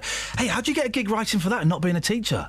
I'll write a column for that. You have to hang out with teachers a lot. Chris is in Hitchin. Morning, Chris. Morning, Ian. What you got, fella? What do you think about churches? They're underused buildings. They could be used, opened up on my polling day for a vote. Go on under the eye of God and so on. I know there might be an issue with other faiths might not want to go into a church. But, what about mosques? Let's turn the mosques into polling stations. Get the old-fashioned pointy arrow point in the finger point in there. Let's go there. Yeah, I mean, it is. It is weird. When this story was I saw that we were doing this story, I kind of was scratching my head, but there are so many other options, aren't there? As Kate said, just get a porta cabin and put it in the town centre. Yeah, but there's infrastructure issues with that, getting electricity to it and everything, with the church ready to the doors on. Kath's had a brainwave. I've literally seen a light bulb pop up over her head. Supermarket. Oh. Whack it in the supermarket. Well, everyone can get to those. Hey, Sainsbury's could do with that. You seen Sainsbury's figures, Chris? No, I haven't. They've lost 72 million quid. 72. Sainsbury's have lost 72 million quid. They must be livid. We're obviously not eating anymore or buying any food. Where's all the money going then? Well, you know where it's going. Everyone's going lower end supermarket. Well, you say that. We seem to be going higher end. I noticed as I pulled up to my house the other day, an Ocado delivery was pulling away. Flip it. I thought you say Waitrose for a moment. Well, they are. Well, Ocado is Waitrose, isn't it? No, well, not quite. Oh, is it not? Oh, blimey. Well, I think we've been done there. Someone knows the difference. I don't, but I've got a local Waitrose and they deliver in their own van. Do you know the difference then? I'm sorry, say again, Ian. What's the difference between Ocado and Waitrose? I've no idea. Oh, thanks very much for calling. 08459 455 555. Sainsbury's reports full year loss. How can you lose 72 million quid? Their first annual profits fall in a decade. How can you lose 72 million quid? They're all going to close, isn't it? They're all going to close. They'll sort it out.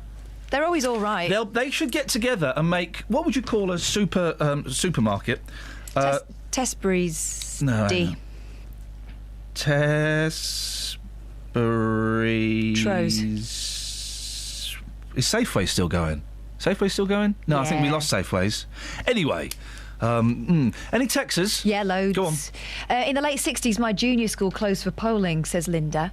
I volunteered to be a runner, and we delivered the ballots to a house in the village. It was good fun. If the teachers take training days, then of course it's not supposed to be disruptive. All these polls coming over here on Thursday. I'm surprised that one of the parties hasn't leaped on that. Well, all these polls coming over here on Thursday, causing our schools to close down. This other thing is lots of people talking about Roscoe P. Coltrane. Yeah, we know. And we also had some. He had a catchphrase. What was his catchphrase? Was it was that him or was that? But I wasn't allowed to watch the Dukes of Hazzard. Wasn't allowed to watch the Dukes of Hazzard or Game for a Laugh. The only bit I've seen for Game for a Laugh is them sat on their stalls. What a weird mix of people. Jeremy Beadle, Matthew Kelly, Sarah Kennedy and Henry Kelly. Yes. Two Kellys, not related. And they were sat on stalls, and it's them going, join us next week for us watching you, watching us, watching you, watching us. What does that even mean? That's just insane. That's the only bit of Game for a Laugh I've ever seen. I used to watch Dukes of Hazzard religiously, but I only remember the bit where they used to go through the window. The only bit. Doors. Do you know the only time I've seen Dukes of Hazzard is when it wasn't the Duke Boys. There was a series when it was their cousins because the Duke Boys left, and so their cousins came and took their place, and it was rubbish. That's the only time I saw it. Oh, here's a cunning plan as well. Yeah? Why don't the schools do school trips? It's not like the date is a surprise, says Snuffers. There you go. You see, why don't the schools do school trips? Travel news for beds, cards and bugs. BBC Three Counties Radio. There are queues on the M1 towards London southbound because of an accident that happened at junction 9 for Redbourne. It is being cleared away, but it's still causing queues back from junction 10 for Luton Airport and from junction 7 for Hemel Hempstead as well. In Stevenage on the A1M southbound, it's looking slow around junction 7 for the A602, and it's busy on the M25 anti-clockwise past the A10 between junction 26 Waltham Abbey and 24 for Potters Bar. In Watford, it's looking busy on Exchange Road around Beach and Grove, and on the train departure boards, there's no reports of any major delays, but there are severe delays on the Metropolitan line between Watford and Harrow on the Hill because of a signal failure. Samantha Bruff, BBC Three Counties Radio. Sammy, thank you. I've just realised we've not sent Justin out on anything. He's probably upstairs dossing around thinking I've got one over on those suckers. Dealey, we will come up. Get Dealey on after the news. We need to come up with something. He's not getting away with it again. 08459 455 555 is the telephone number. 81333. Start your text 3CR and we'll talk after the news with Simon Oxley. Across beds, hearts and bugs. This is BBC Three Counties Radio.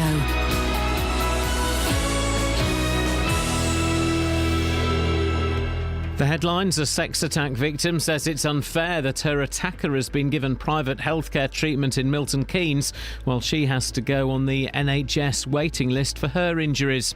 The party leaders will make their final arguments on the last day of campaigning ahead of tomorrow's general election. Meanwhile, the head teacher of a school in Dunstable says his pupils will suffer because his school has to close tomorrow. Just under 200 schools in the 3 counties are being used as polling stations. Around 50 are having to close. A car driver has been airlifted to hospital after a collision on the A1 in Hertfordshire yesterday evening, which closed the road for several hours. And Sainsbury's has announced its first drop in profits in a decade, down nearly 15% for the year to March. The supermarket recorded a loss of £72 million. 3 Counties Sports. BBC 3 Counties Radio. Watford say they will cap season ticket sales at around 13,500 for the Premier League to make sure enough tickets are available on a game-by-game basis. Season tickets go back on sale on Friday. They will be available to fans with ticket buying history over the last 3 years. Nearly 11,500 were renewed before the end of the season. Juventus beat holders Real Madrid 2-1 in the first leg of their Champions League semi-final. Cristiano Ronaldo scored his 54th goal of the season for Real, but it was a Carlos Tevez penalty that gave Juventus the advantage going into the return leg in Spain next week. BBC pundit Phil Neville was impressed by Tevez. I thought he set the tone for Juventus, particularly in that first opening 25 minutes when he just did not allow Varane, Pepe, Ramos in midfield. He kept taking the ball off Ramos and his energy. That's the Carlos Tevez that we saw at Man United in his early days at Man City. He was absolutely wonderful. Tonight, Barcelona host Bayern Munich. The Luton Town chairman has told BBC 3 Counties that injuries were the main reason the Hatters didn't gain promotion this season. Nick Owen says they were hit harder than most. Every club has its injuries, but this season we'd lost the spine of the team. You could probably put down 11 players now who would be, in many cases, one of the first names on the team sheet, and they've been out for long periods this season, including the goalkeeper, including the centre-half and captain. And 2 people in the USA have filed a lawsuit against the boxer Manny Pacquiao, alleging that he defrauded ticket buyers, television viewers and gamblers by failing to disclose a shoulder injury ahead of his fight against Floyd Mayweather at the weekend. BBC 3 Counties News and Sports. The next full bulletin is at 8. Call 08459 455 555. BBC 3 Counties Radio. Justin, you thought you could get away with it today. No, not me, boss. You thought you're out there having a cheeky growler, probably chomping on the clown. No, not at all. I'm parked up in Callington, and I am ready to talk to the locals. Well, there's not a lot. Okay, the paper. I cannot wait for this general election to be over because the papers really are. They're very intermittent with their news. Yep. There were 3. One I'm not going to do because it's rude. Mm-hmm. That's unlike you. Yeah, I know. You okay? Yeah. Again, it was about that bloke that had loads of drugs up his bum. So, so I've got it down to 2. Okay. I've got it down to 2, and I'm going to let you pick the first one. And this guy was in the paper at the week. You know this fight that took place at the weekend? Yes. Big boxing match between Mayweather and Pacquiao. Turns out Pacquiao may have had a dodgy shoulder. Yeah, I just heard that in the news with Simon. If that is the case, we'll have our money back, please. Well, in saying that, if you were him, though, what would you do? Well, well, hang on a minute. There are people paying £250,000 to go and watch the fight. You can't fight if you've got a bad shoulder. He may still think, you know what, I've got a bad shoulder, but I can still win. No, he didn't, mate. He thought, I'm getting paid, what, $25 million for this fight? I'm not cancelling that cheque. But he also gives a lot of his money to charity. Who cares? Well. Who cares? He keeps a lot, though, doesn't he? Yeah, it's a tax write-off. Okay. It's the only reason rich people give to charity. It's a tax write-off. Anyway, undisputed world champion blagger. Have you seen the pictures of this? Cheeky Brit talks his way backstage at the big fight. Oh, this is the Essex boy, isn't it? Yeah. A brazen blagger mixed backstage with Hollywood stars at the Mayweather fight, and the champion came to his rescue when he was rumbled. Steve Carruthers, is anyone actually called Carruthers? 24, from Hull, joined Leonardo DiCaprio's entourage so he could mix with A-listers. And there's loads of pictures. There's him with Mark Wahlberg, Beyonce, Michael J. Fox, Christian Bale, the 2 boxers. Cheeky Steve tried to watch the bout from a £650,000 ringside seat. After the fight, Steve managed to slip past security guards to wait outside the dressing rooms, and the boxer stuck up for him and told bouncers he's with me. Unbelievable story. Proper chancer. Proper chancer. Yes. So what have you blagged? Yes. The other one. Now this, I don't believe this is true. Grab a guitar, learn Spanish, how to stay young as you grow older. Well, Catherine, you do both of these things, and look at you. Just look at me. Behold. You look like Benjamin Button when he was born. Oh. Wow, that is quite possibly the harshest comment I've ever heard. But do you know what? That is clever, and I like it. But is it true, Justin? No, it's not true. But it's a Why do you cracking say insult. that? It's a cracking insult. Wow. It's a what insult? Cracking insult. Thank you, Kelly. Your thoughts? On what? Staying as sharp as you grow older could be as simple as strumming on a guitar for the first time or chatting in German. Yeah? No. A website dedicated to helping Britons stay well in old age, myagingparent.com, has released the top 10 tips for keeping the brain active. The number one tip is to challenge ourselves by learning a new skill, language, or musical instrument, as this stimulates the brain cells. You're learning the guitar. I think it does. When are you coming in to play us a song, Jose Feliciano? It's my own private hobby at the moment. I'm keeping it that way. Strumming away in your bedroom? Yeah, not good enough. I was talking to Just, but never mind. Not good enough for public consumption yet. We are. I will perfect it. I'll get it down. We are also advised to try a new exercise routine, be it energetic Zumba or gentle yoga.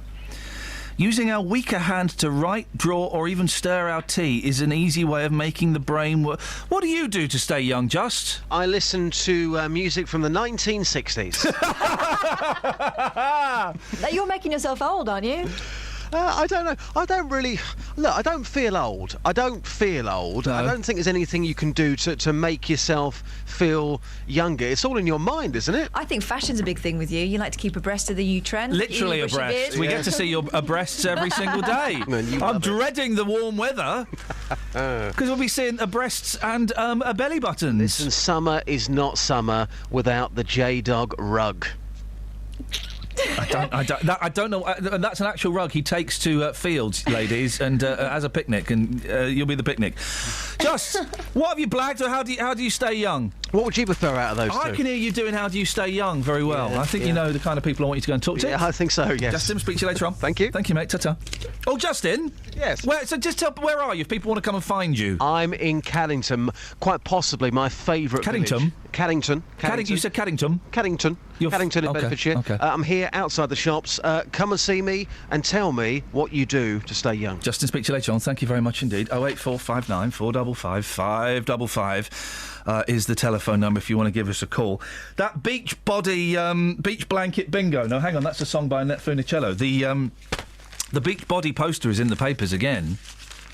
I didn't see the problem with the poster.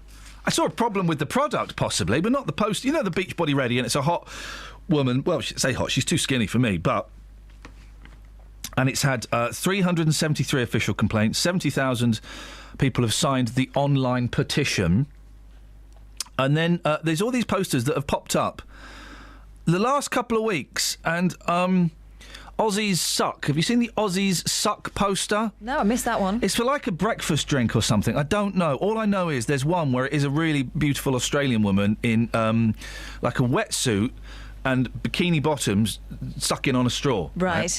But there's also there are more of them where it's like skinny but hunky Australian men. Mm-hmm. No complaints, no online petitions, nothing.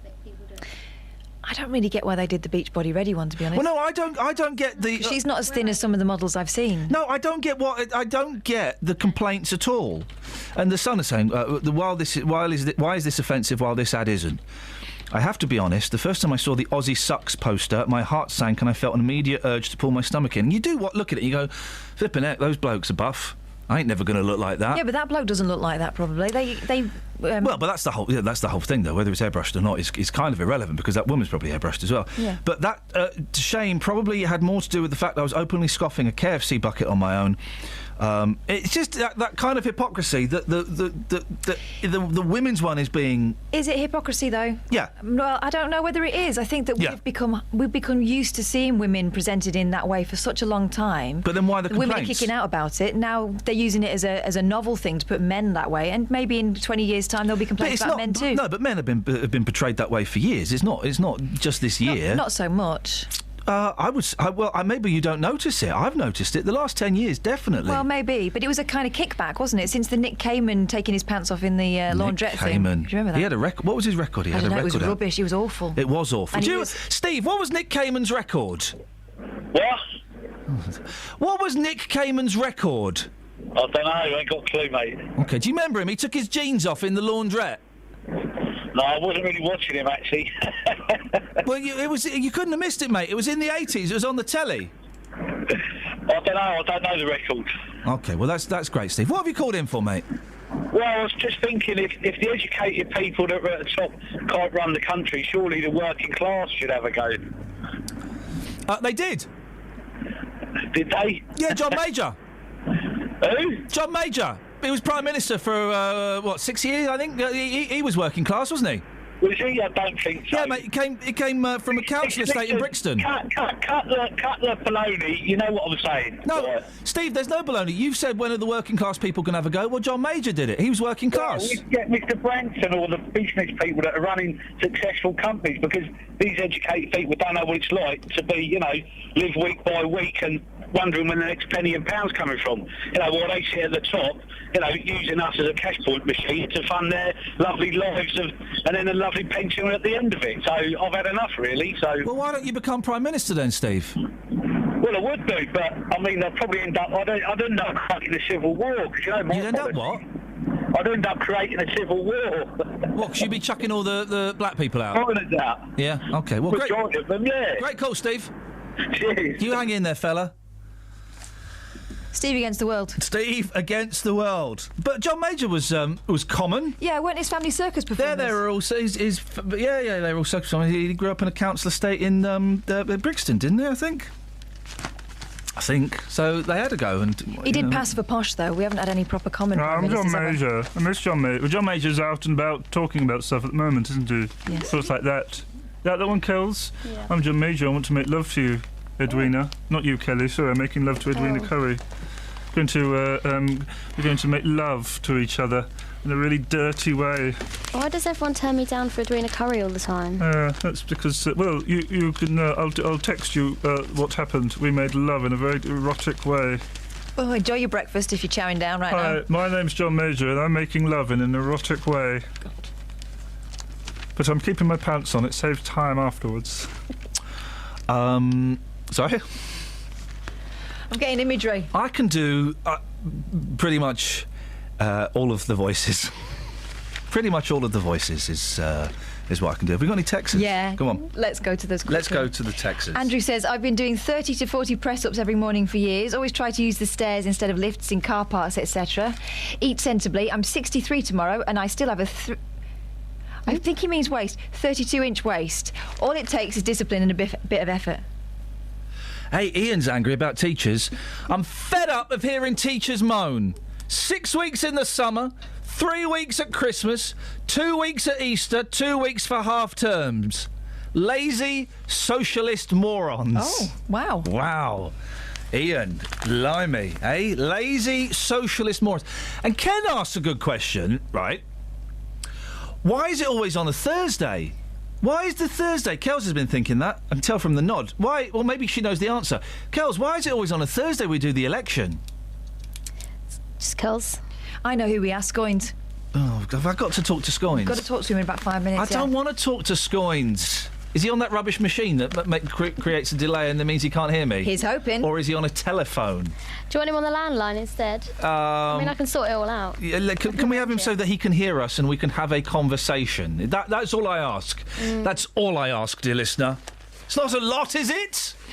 08459 455 555. Well, why is it on a Thursday? I don't know. There must be a reason. It's probably to do with farming. All of these things, like school terms, is to do with farming, isn't it? It's to do with and the clock's going backwards and forwards. It's always to do with farming. So I'm going to say sheep, innit? Travel news for beds, cards and bugs. BBC Three Counties Radio. On the A1M southbound, it's slow because a lorry said it's load at junction 7 for Stevenage. On the M1 towards London, there are queues from junction 10 for Luton Airport towards junction 9 for Redbourne because of an accident that's happened there. And on the M40 away from the Swickley's roundabout towards the M25 away from London, is looking really busy there. On the A1 Watford Way at Mill Hill, it's very slow from the Apex corner towards the Broadway at Mill Hill Circus, and it's busy in Chisel Green on the North Orbital Road at the Shell roundabout. On the trains, there are major delays showing up on the departure boards. On the London Underground, though, the Metropolitan line has minor delays now between Watford and Harrow on the Hill. Samantha Bruff, BBC Three Counties Radio. Thank you, Sammy. 7:45, Wednesday, the 6th of May. I'm Iain Lee. These are your headlines on BBC Three Counties Radio. A sex attack victim has criticised the private healthcare treatment given to her attacker in Milton Keynes. A Bedfordshire head teacher says his pupils will suffer because their school is being used as a polling station and will close tomorrow. And Sainsbury's has announced its first drop in profits in a decade with a loss of £72 million. Let's get the weather. Beds, hearts and bucks weather. BBC Three Counties Radio.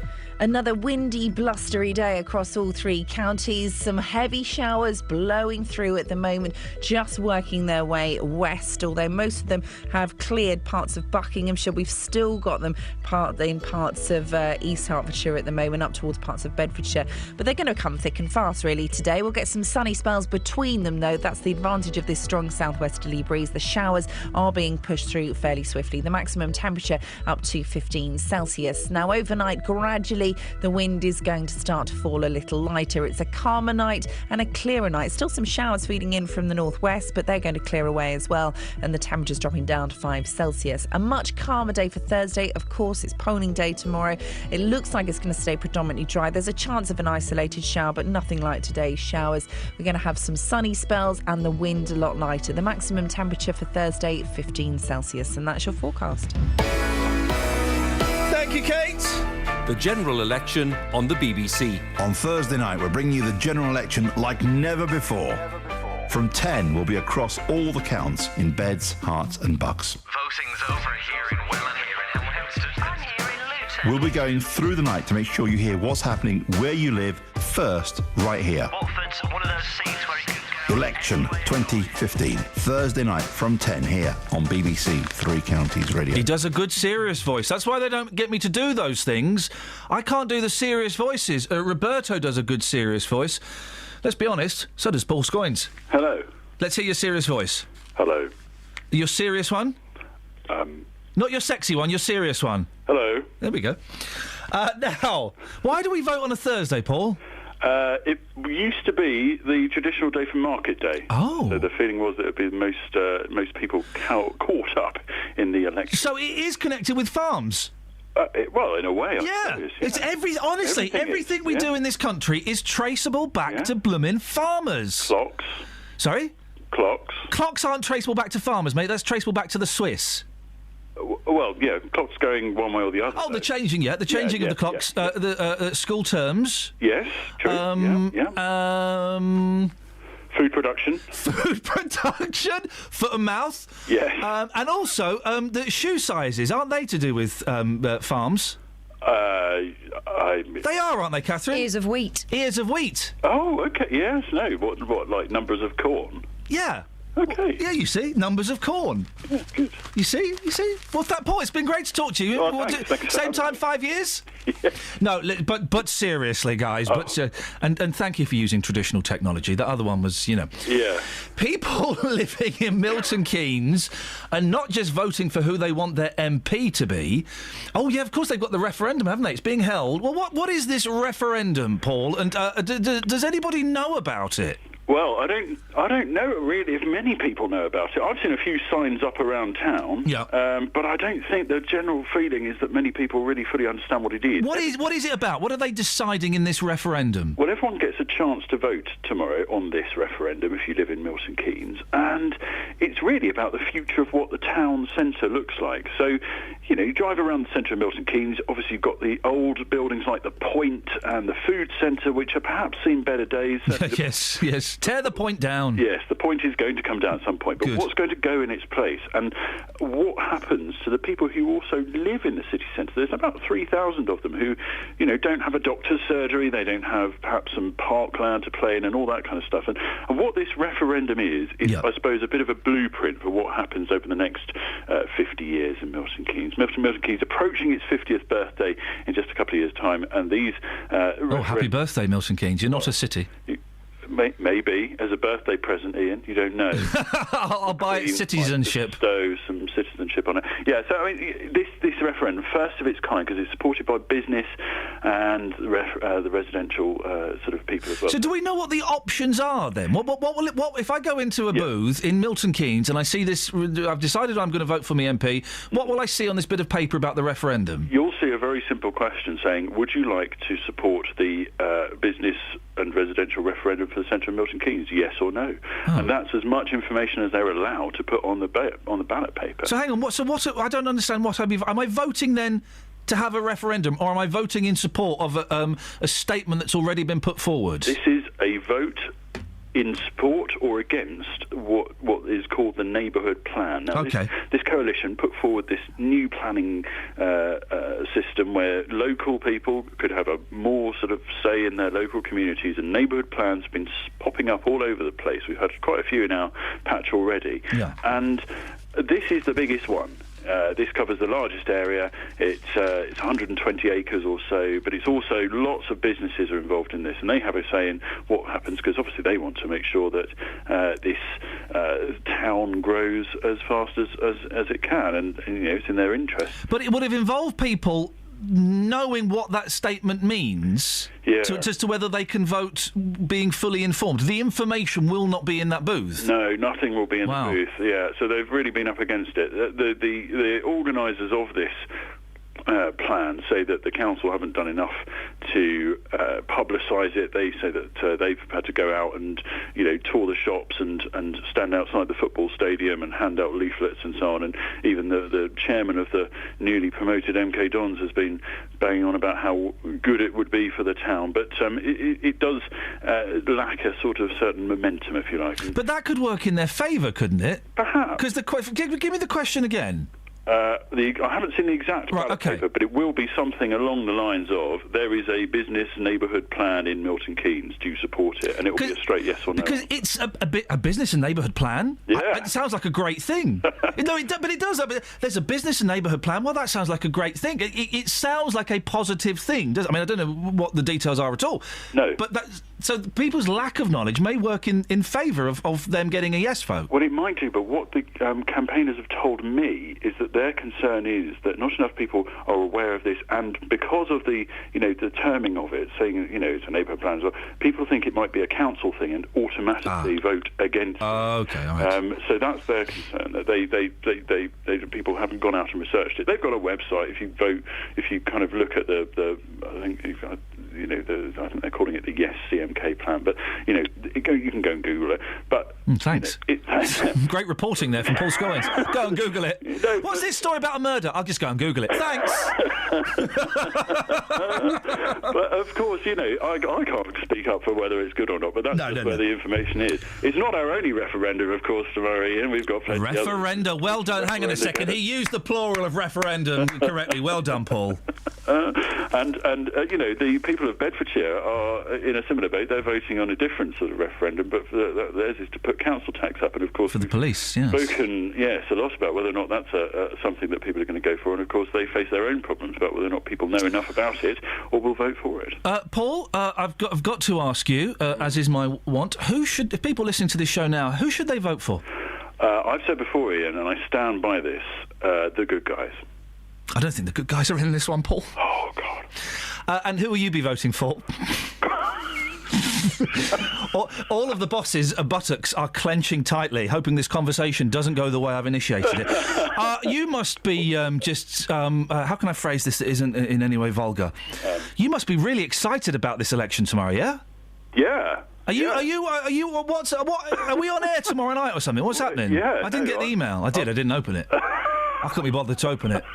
Because I know tomorrow we're not allowed to mention it until, what, 10:30 at night? Or 11, whenever the polling booths close? You can't mention it from midnight tonight. Yes. All the way through until 10. And it's funny, the rules are so funny. I'm not even allowed to say go and vote, or don't go. I'm not allowed to say anything. Don't say anything. Isn't it funny? I know, but if you do, you're breaking the law. I know. Prison. I know. People have gone to prison for breaking the Representation of the People's Act. There's some very interesting things about things you can't do in polling stations. I can think of one or two. Don't take a selfie.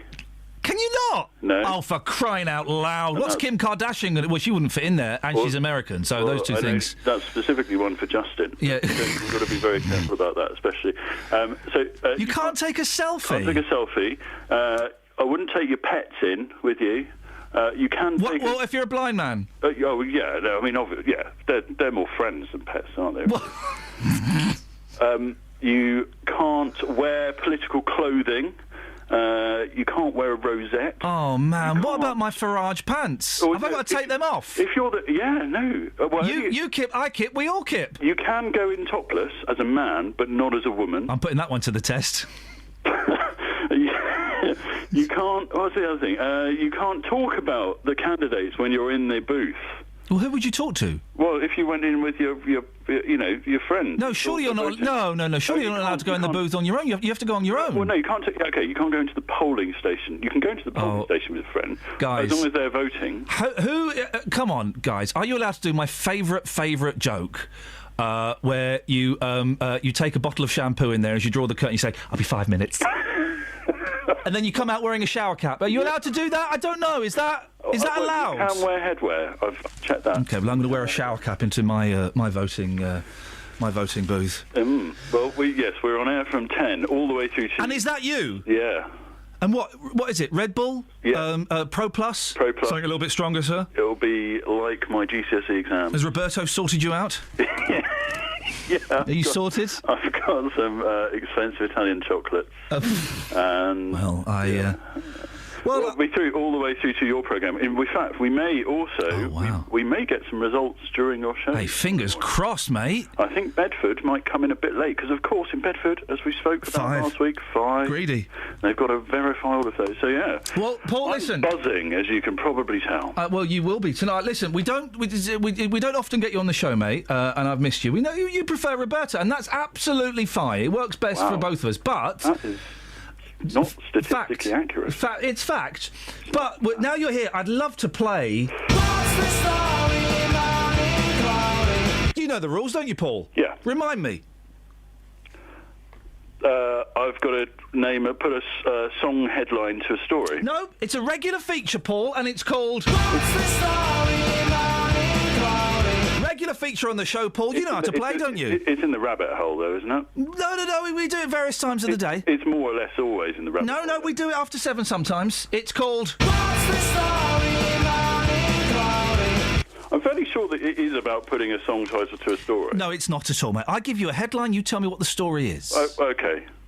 So don't even try and do that. Well, I was close. Why is it called What's the Story Morning Glory? If that's... Well, I give you a headline. What's the story? That's a song-related title. You could just call it "What's My Line." That's No, but that's been copyrighted, mate. Well, trademarked. Oh, okay. Alt 0153. Right. Okay. Here's the headline. What's the story? High wire. High wire. What's the story,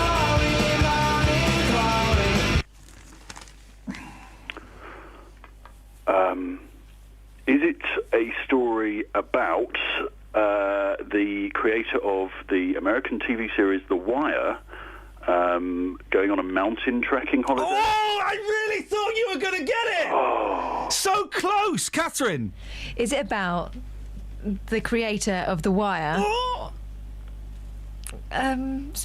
Sniffing some wacky backy bites? Yes, it is! Pretty much. Star of TV's The Wire, Seth Gilliam, has been arrested for drink driving and taking drugs. Oh. Great fun, Paul. Paul, you have a great election. I'm going to be dedicating my vote to you, Paul, although I won't be voting for you because I don't agree with any of your racist politics. Thanks, Paul! Thank you. Bye!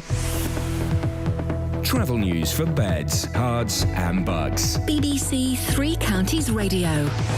On the M1 southbound towards London, there are delays because of an accident at junction 9 for Redbourne, which is causing queues from junction 11 for Dunstable, and that's also causing it to be really slow on the A5 southbound approaching the M1 from Luton Road at Mark Yates. In Watford, looking at the speed sensors on Beechton Grove, it's looking quite slow at Escort Road, and further afield in Chigwell on the M11 southbound, there are queues because the lane's been blocked by an accident. It's at junction 5 for Loughton, which is causing queues from the M25. Samantha Bruff, BBC Three Counties Radio. Thank you, Sammy. Thank you, Scoins. Scoins puts the po into pole. No. Scoins puts the shun into a... No, hang on. Let me work on this. Local and vocal across Beds, Herts and Bucks. This is BBC Three Counties Radio.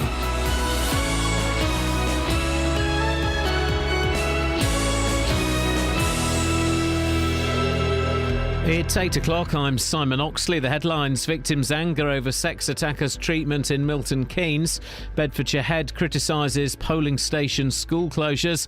And Sainsbury's suffer first fall in profits for a decade. BBC Three Counties Radio. The sex attack victim says it's unfair that her attacker has been given private healthcare treatment in Milton Keynes while she has to go on the NHS waiting list for her injuries. Roland's Bryce, a 27-year-old Latvian schizophrenic, was sent to Chadwick Lodge, a secure private psychiatric hospital in Milton Keynes, to receive mental health care. Meanwhile, the victim, who can't be named for legal reasons, says she has to fend for herself. I've had nobody approach me asking me if I need treatment. The only treatment I will eventually be receiving, I've had to go and find myself. I've had to fight my own corner, and like most people, I'm on a NHS waiting list for this. The party leaders will make their final arguments on the last day of campaigning ahead of tomorrow's general election. David Cameron and Nick Clegg will conclude their whistle-stop tours of the country, while Ed Miliband will be making his closing pitch in northern England. Meanwhile, the head teacher of a school in Dunstable says his pupils will suffer because the school has to close tomorrow. Ardley Hill Academy is being used as a polling station. More from Ben Nye. Jonathan Smith says it's very disruptive for pupils and parents. He believes the council should consider other options. Just under 200 schools in the three counties are being used as polling stations tomorrow, and around 50 are having to close. Schools can't refuse to be used as a polling station, even academies or free schools, but they do make the decision whether to close. In Milton Keynes, the council tries to avoid using schools, which means they can stay open. A car driver has been airlifted to hospital after a collision on the A1 in Hertfordshire yesterday evening, which closed the road for several hours. It happened on the northbound carriageway just north of Boreham Wood just before 6:30 and involved a Fiat car and a transit van. Herts police say the car driver suffered serious injuries and was taken to a London hospital. The van driver was not injured. Police investigating the attack on Watford fan Nick Crewis have released a CCTV image of a man they want to speak to. The 44-year-old from Hemel Hempstead was attacked after Watford's match at Wolves in March. West Midlands police say Mr Crewis could be left with a lasting brain injury. 11 teenage men and boys from the West Midlands have already been arrested and bailed. Sainsbury's has announced its first drop in profits in a decade, down nearly 15% for the year to March. The supermarket recorded a loss of £72 million. Sainsbury's chief executive is Mike Coop. I don't think anybody could have predicted what's happened in this industry over the last year or so, and certainly it's the most challenging environment that I've seen in my 30 years in the industry, but I relish the challenge. In sport, Watford say they will cap season ticket sales at around 13,500 for the Premier League to make sure enough tickets are available on a game-by-game basis. Season tickets go back on sale on Friday. Nearly 11,500 were renewed before the end of the season.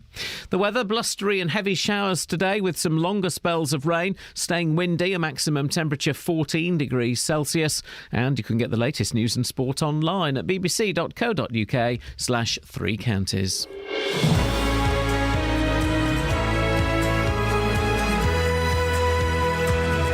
Morning! Iain Lee, BBC Three Counties Radio. Suddenly it's 3 minutes past 8. Wagwan! Wagwan! Busy show this morning. What do you do to stay young? Apparently you should learn a foreign language or learn to play the guitar. I sacrifice goats and drink their blood at midnight. That's what I do. 08459 455 555 is the phone number. Across beds, hearts and bucks. This is BBC Three Counties Radio. Man alive, I can't wait for this election to be over because there's no stories in the papers. I mean, there's kind of... what's brilliant now is, in terms of the political stories, the front page of The Sun is genius. You know, whether you agree with the politics or not. It's that picture of Ed Miliband eating a bacon sandwich. And boy, oh boy, I could murder a bacon sandwich right now. With a tiny Nicola Sturgeon over his shoulder, giving a thumbs up, looking like wee Jimmy Cranky.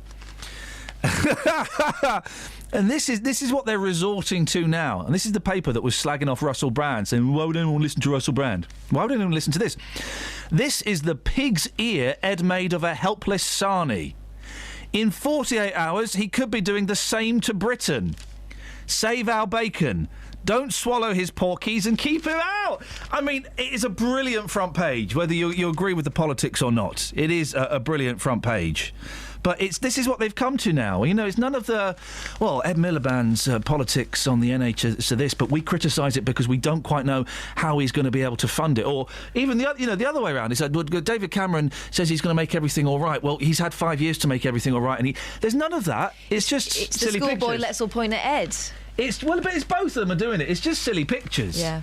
It's just silly pictures. All the political guys are working overtime. Meanwhile, the other journos, I don't know what they're doing, colouring in. Yeah, I think so. So, guys, come on, get us some stories, please. And then call me, 08459 455 555. Now, a woman is criticising the decision to give her sex attacker expensive mental health care in Milton Keynes, while she's had to fight to get treatment for her injuries. Roland's Bryce is a 27-year-old schizophrenic who'd been in long-term psychiatric care in his native Latvia. He assaulted the 23-year-old woman as she walked home from a night out in 2013, leaving her with scarring to her legs, which she's been told is too expensive to treat on the NHS. Well, Marjorie Wallace is the chief executive of mental health charity Sane. Morning, Marjorie. Good morning. This is an odd one, isn't it? Because the victim is critical of the treatment that the attacker has got, and when I think her criticism should more be of the treatment that she's not getting as opposed to what he is getting. Well, yes, but I mean, I think it does highlight what happens quite often, that there is an imbalance of rights between the perpetrator and the victim in these sorts of cases. I mean, he has to be treated. Yep. You know, he has got schizophrenia and antisocial personality disorder. But does he have to be treated 200 miles away from Hull at this huge cost in the private sector? And then she's told that she can't have NHS treatment because it's of not enough benefit. I think she does have a point that there is an inequality on the treatment of the victim and of the perpetrator here. Oh, there is definitely an inequality, isn't there? And it could be argued that it's very unfair that we don't know exactly what treatment she's getting, but she obviously feels slighted and that she's not getting enough. But this chap, Mr. Bryce, he needs this treatment, doesn't he? Because you couldn't just put him in a normal prison. No, but I'm surprised that he's been put in medium secure only forensic unit run by a private company. Why isn't he on the NHS? You know, he's being paid by the NHS. We are paying for it. I do see her point, because this was delayed for 11 times over the course of a year. And I think what we need to have a look at is people are coming into this country with long history of criminal behaviour, mental illness, and in fact I actually feel very sorry for his mother, because his mother, he's attacked violently on numerous occasions. So they knew about him. They knew about the fact that his mother was at risk, and yet the services weren't doing anything about it. And so why did it reach this point that he was allowed yet again to attack, and with that history that was known? This is our big question, is that, we want to prevent people from getting to the point that they cost the country these millions a year. Marjorie, you've put two thoughts in my head, and I'm going to try and hold on to the second one. The first one is, you said you're surprised that he's being treated privately. What other options could there be for this chap, then, to be treated and also to be kept out of society? Well, it could be on the NHS in Hull, in his home place. I mean, I know that they don't have specialist units there, but that's because we've cut all the beds, the psychiatric beds, and all the units so that patients are being shunted all over the country out of area, which costs the NHS more. So that's one whole point, isn't it? Yes, he has to have treatment, and because of the EU, it has to be in our country. But I think that before this attack happened, he was in this country, and he was known to have been attacking violently. And the other thing, yes, there is an argument as to whether this gentleman should have been let in the country. It becomes tricky, doesn't it? I would imagine, if, and I know he's got a criminal record, but it becomes tricky if you exclude people being able to enter the country because of mental health issues, doesn't it? Because then where do you draw the line? Well, absolutely, and there's no way you can do it under the EU regulations. But I do think that in situations like schizophrenia, where people have to be monitored closely, where they have to take medication, the history should be known, and it should become a sort of high priority that people with that kind of history are watched, are monitored, and that the people around them are more protected. Because we often hear, I'm surprised, and maybe we have had a phone, I'm surprised, normally when we do a story about a schizophrenic attacking somebody, we get lots of people phoning up saying, well, hang on a second, my son's a schizophrenic and he's not violent, that we are stigmatising schizophrenics. Yeah, you're absolutely right, which is why I said it all the way along. It's not often you have this combination of personality disorder, which is violence. Most people with schizophrenia are never, ever violent, only when they become so ill and untreated. So the majority of people with mental illness are never, ever violent, and that's why these sorts of headline cases do them more damage than anything else. I absolutely go with you, which is why I keep on saying that it's very rare that you have someone with this violent history, which is why I'm saying that if we can't cope with people with a violent history as well as a mental illness, then it puts people with mental illness in great difficulties, and it takes beds from the people with mental illness who need help but who haven't been violent. Marjorie, really interesting talking to you this morning. Thank you. OK. Thank you very much for your time. Marjorie Wallace, Chief Executive of mental health charity SANE. Well, that conversation didn't go the way I was expecting it to do. Wasn't that interesting? Wasn't she interesting? It just got me thinking, they're talking about freedom of movement within the EU, and there'll be people who are saying people like this are the reason why we should be more careful about who we let in. Thing is, he moved over here with his family. Yeah. So I'm imagining that those people... Could we get to a point where that woman would not be allowed to move because she would be bringing a dependent who had problems like he had? Well, it is slightly different with this guy because he didn't just have problems. He'd been in prison for trying to set fire to his mum. He'd set fire to his mum's house, but she still had him back. As mums will, actually. As mums will. Before the... I mean, and he committed 11... he had 11 convictions over here. He's had 11 since, yeah. Listen to me. We don't need or want people like that over here. The problem is, if the criminal record, I think, is the important thing. He tried to set fire to his mum. We burnt his mum's house down or whatever. But then you could see that was them not handling his condition in Latvia. Well, no, but he's kind of proved that he's dangerous, and to use street parlance, which people will criticise me for, but to put it into, he's dangerous and he's nuts. And we don't want those kind of people here, I don't think. But if he was just schizophrenic and hadn't got a criminal record, could you stop a schizophrenic coming into the country? Well, as we hear from loads of contributors to the show, schizophrenia doesn't necessarily mean they're violent. In fact, schizophrenics are very rarely violent. I don't know. I don't flipping know. 08459 455 555. Here's the thing, and I'm just going to keep flagging these stories up until the pressure is building up behind the dam, right, from this story, and soon the dam is going to burst, and I'm going to sit here very smugly puffing away on a pen. We're not talking about that smuggler again, are we? No, we're not talking about the smuggler. No, that dam was certainly building. That dam built up and burst. Youngsters are just as likely to try e-cigarettes as smoking, a new study in Canada shows. Ladies and gentlemen, what have I been saying for the past year? I saw a kid walking home from school the other day, and he was doing the hidden cigarette manoeuvre, where you hold it, you sort of cup it in your hand. And it wasn't a real cigarette, it was an e-cigarette. Youngsters are just as likely to try e-cigarettes as smoking, a new study in Canada shows. Oh, yeah, but wouldn't you rather your boys were smoking e-cigarettes than real fags? I'd rather they weren't smoking anything. They're going to try cigarettes. They'll probably try e-cigarettes. They're going to try all kinds of things. But the whole argument was, oh well, yeah, no, young people they won't start smoking, and they won't start smoking e-cigs. And I bet you watch in a year. The kids will, because they'll want a bigger buzz. They'll go from e-cigarettes up to Silk Cut, up to Benson and Hedges. You reckon? See, I think the thing is, knowing the devious mind of a teenager, they won't smell it. Your parents won't smell it. Yeah. So at least with fags, if your children are smoking cigarettes, you'll smell it on them and you'll know that they're lynxing up and eating loads of mints. With these e-cigs, you might not know. How is chopped meat going to get rid of the smell? Guys, we're just going to park that story there. We're going to keep coming back to it every few months as another story comes out that just puts a little dent, a little chip into the arrogance of the vapist. 08459 455 555 is the telephone number. 81333. Start your text 3CR. Let's get the trav.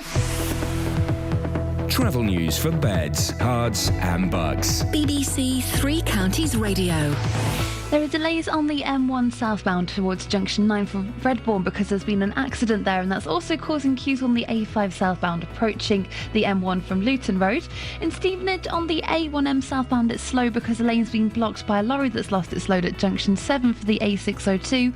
On the M25 there are queues anti-clockwise from Junction 20 for Kings Langley to 16 for the M40, and at the M40 it's looking really slow from the Denham roundabout all the way out to the M25 away from London. On the train departure boards there are no major delays showing up at the moment. Samantha Bruff, BBC Three Counties Radio. Thank you very much, Sammy. 8:15. It is Wednesday, the 6th of May. I'm Iain Lee. These are your headlines on BBC Three Counties Radio. A sex attack victim has criticised the private healthcare treatment given to her attacker in Milton Keynes. A Bedfordshire head teacher says his pupils will suffer because their school is being used as a polling station and will close tomorrow. And Sainsbury's has announced its first drop in profits in a decade with a loss of £72 million. BBC Three Counties Radio.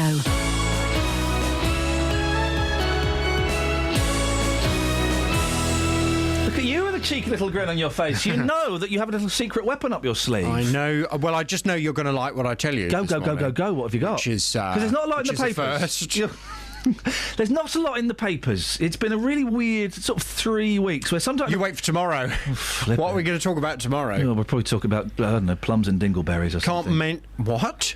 Can't mention the election. You can't mention the election. Nope. At all. Nope. So before... In fact, I'm pleased we're having this discussion. Yep. Because it always annoys me on election day when I then get complaints from people saying, I think it's ridiculous you're not discussing the election. Me. Exactly. You should be discussing the election today, not this. Yes, there are more important things. We're not allowed. It's the law. It's against the law. It's not just radio law, BBC law. It's the law. Yeah. So, yeah, you're right, we'll get phone calls. Why aren't you talking about it? Why are you talking about, whatever? You should be talking about the election. Well, I would have thought then, because you're not doing the election. No. But this is your last day to kind of milk it. Look at you. I'm sensing we might be discussing something on Friday about the election. Really? Don't you think? Yes, I think so. OK, well then, so you're not doing the election today? No, I think you'll like today's phone-in. You go on. I think everyone will like today's phone-in. All right, mate, calm down. Oh, am I bigging this up too much? What if it's a big disappointment? Someone will phone up. I don't like it. From 9 this morning, it's the story that's got everyone talking on my consumer hour. Oh, yes. And this morning, it's the big phone-in. Yeah. JVS show listener Siobhan paid £20,000 for a second-hand Audi A3 convertible from Watford Audi. In between putting down a deposit on the car and collecting the keys, it was damaged on the forecourt, unfortunately. Yeah.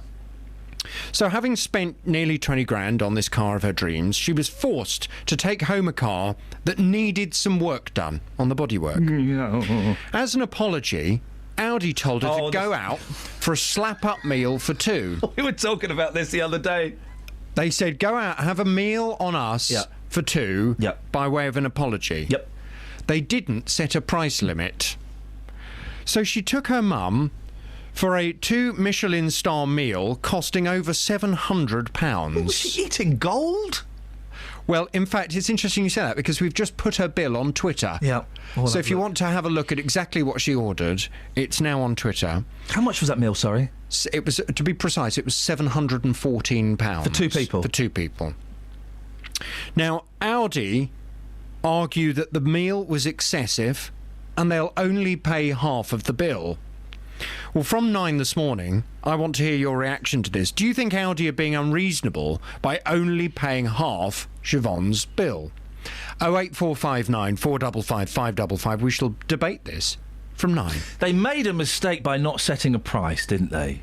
Really? They did. So should they therefore pay the full bill? Oh, it's a corker, that one. And the BAFTA goes to the 2015 BAFTA Television Awards on BBC One. He'll be there. Look what's in front of me. A sea of talented nominees. And so will this lot. This is a great honour. Thank you so much. Thank you very much. What an honour. Thank you. This is amazing. I'm glad we came now. The British Academy Television Awards with Graham Norton. I get to host TV's most glamorous night of the year. Sunday night at 8 on BBC One and BBC One HD. Gosh. That £700 and odd pounds for a meal for two? Flippin' heck! Wowzers! That's like an hour's wages for me. Wow, I couldn't imagine anything like that. 0845, that's going to be a good listen, isn't it? 08459 455 555 is the telephone number. If you want to give us a call, you're more than welcome to.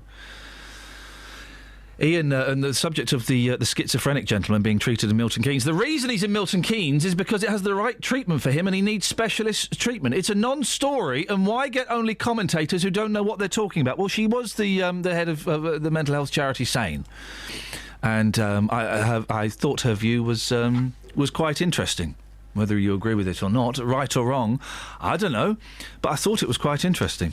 You can email me as well, by the way, ian.lee@bbc.co.uk. Albert's on the line, though. Good morning, Albert. Morning, Ian. You're all right? Yeah, what you got for us? I'm furious. Why, mate? What's wrong? I can't believe, right, I've just found out from your show this morning there's an election on. You would have thought someone had said something, wouldn't you? It's been absolutely dead in the news. I've woke up this morning. Now I've got a day to decide. Well, it has been mentioned once or twice, Albert. I've definitely seen it on the telly. Where? I haven't seen it. I've got one of them Sky boxes. It's not been on that. Well, it won't have been on Dave or Atlantic, but it's been on the main channel. It's been on. Do you read a newspaper, Albert? No, but I do watch Babe Station. Is it on that? Well,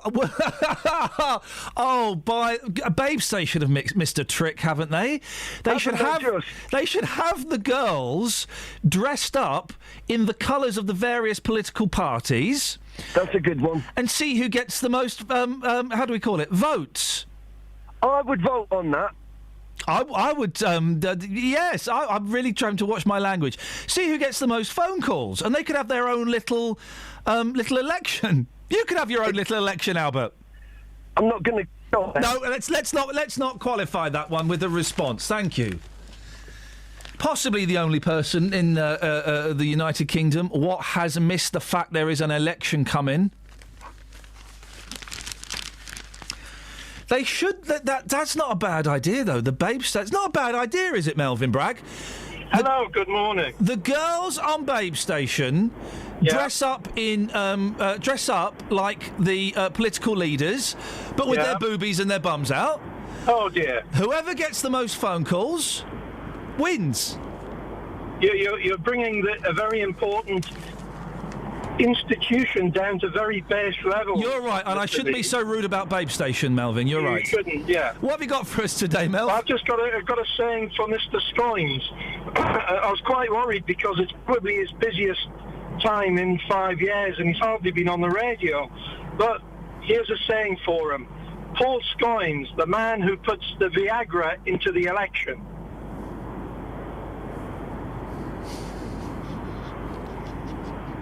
Well, I would pronounce. Okay. I think we can get away with that, can't we, Captain? Yeah. Say it again. Paul Scoynes, the man who puts the Viagra into the election. Yeah, I would say Viagra, but yeah, no, fair enough. Well, yeah. How long did it take you to come up with that, Melvin? Oh, about half an hour. Half an hour, gosh, that's stretching it. Sitting on the M1, not moving. Doing what on the M1? Sitting on the M1. Oh, Melvin, did we get a little chuckle out of you? You did. Did we get a little chuckle? You've got election fever, haven't you? I certainly have. I'll be there 5 to 7 in the morning, waiting to cast my vote. My favourite time to cast the vote is like about 9 o'clock at night when it's quiet. they've given up hope of anyone else. Well, it's quiet all day, but they've given up hope of anybody else attending, haven't they? Yeah, true. And when you come out, you tell the pollsters that you voted for somebody else. Oh, yeah. That's good fun. Yeah, I do that. Melvin, it's so nice to hear you laugh. You have got a soul. Oh, I do, yes. There's another one. Thank you, Melvin.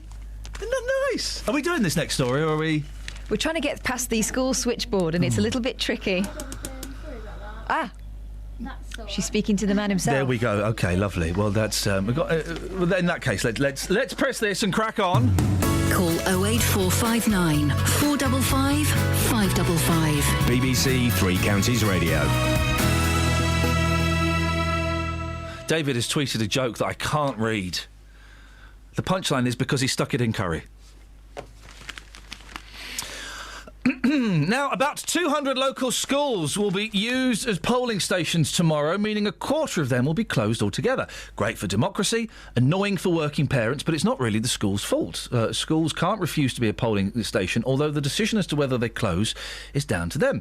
Well, it's a decision my next guest has had to make. Jonathan Smith is the head teacher of Ardley Hill Academy in Dunstable. Morning, Jonathan. Good morning. You're not happy about having to close down, are you?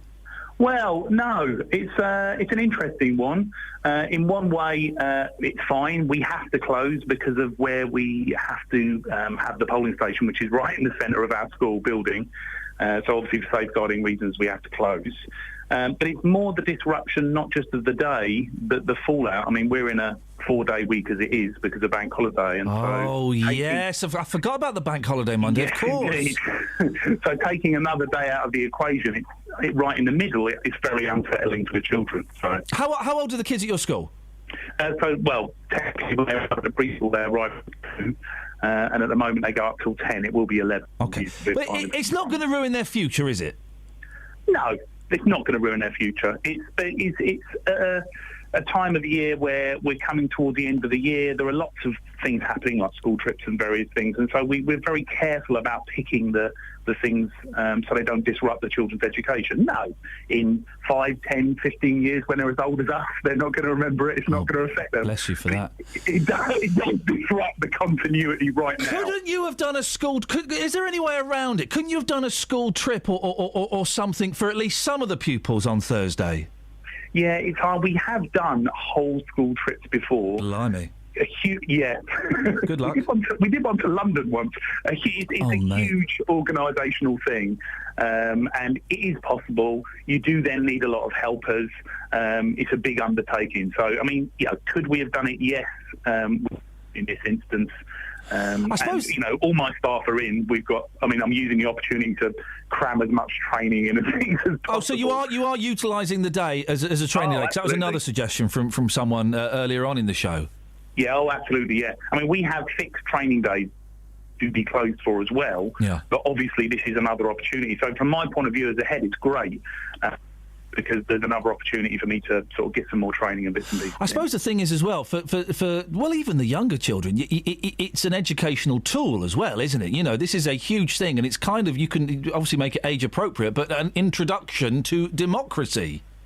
You can. Funnily, I was talking to your researcher yesterday, and I did a lesson observation yesterday morning in Year 5, and they were doing just that on a very small basis. Part of the lesson was talking about democracy and the Athenians and the Spartans, and they were linking it to polling day and what was happening. But compared to the disruption, I have to say, they could have that conversation anyway without necessarily, taking a day out. So, how does it work, Jonathan? Do you get told by the council, hey, mate, we're using your school, you've got no say in it? Is that do you get kind of a letter or a phone call or something? Yeah, we do. In their defence, I have to say, it's done very pleasantly, and they realise they're imposing on us. And, they used to be in a couple of classrooms, which was difficult from them. And so I've now, put them in the hall because either way it was the same level of disruption for us. And so I have to say, we are very accommodating. And you can't say... Sorry to interrupt, Jonathan. You can't suggest to them, why don't you use the church hall just down the road or the scout hut, around... You can't pick alternative places for them to go to. Well, personally, I don't feel I'm in a position to do that, just because I don't know what kind of buildings they're looking at. And I guess I was having this conversation yesterday. I guess we're an academy, which puts us in an interesting situation because partly we're in some ways separate to the local authority. And so it's interesting that we get a call or a letter saying we're coming to use your building. And in some ways we don't have that choice. But I guess historically it's about we're a local authority building, it's using a local authority building. Jonathan, finally, can I put an email to you, which I don't think you're going to like? I'm fed up. This is from Iain. I'm fed up hearing teachers moan. 6 weeks in the summer, 3 weeks at Christmas, 2 weeks at Easter, 2 weeks for half terms. Lazy socialist morons. Jonathan, your response to that email, please. My response would be, come into my school during the holidays and see how many of my staff are here. I don't know why people don't buy that. Why people go, oh, you got 6... Because, as a parent, I know that teachers do stuff in the school holidays and are busy. I don't know why other people don't get that and think it's, it's a line that you're throwing out there. Yeah, exactly. The thing is, teaching's a good job. I think we're well paid for what we do, and it's a good, it's a fantastic career to have. So I love what I do. I'm at work 15 hours a day. Now that's okay because I love what I do, but that doesn't make it easy. And I think the difficulty is you look at teachers and because they're so passionate about what they do, you assume it's easy. I think that's part of it. Jonathan, as I've said before, when the wheels fall off of this gravy train and people work out there's no act, I'm coming and joining you lot. I'm going to become a primary school teacher. Seriously, that's the plan. That's the plan. Jonathan, it's good to talk to you. Thank you for your time. Jonathan Smith, head teacher of Ardley Hill. I always have trouble saying Ardley. Say it for me, Catherine, please. Ardley. Thank you. Ardley. Ardley, any problem there at all? I'll shut up. Travel news for beds, cards and bugs. BBC Three Counties Radio. On the M1 southbound, there's been an accident earlier at junction 9 for Redbourne. It's causing delays now all the way from junction 12 for Flitwick. In Stevenage, on the A1M southbound, it's slow because the lane's blocked with a lorry that's lost its load at junction 7 for Stevenage. And on the M25, it's busy anti-clockwise from junction 19 for Watford to 15 for the M4. It's also looking really busy on the M40 away from London from the Denham roundabout towards the M25. And in Mill Hill on the A1 Watford Way, that's looking slow southbound from the Apex corner towards the Mill Hill Circus.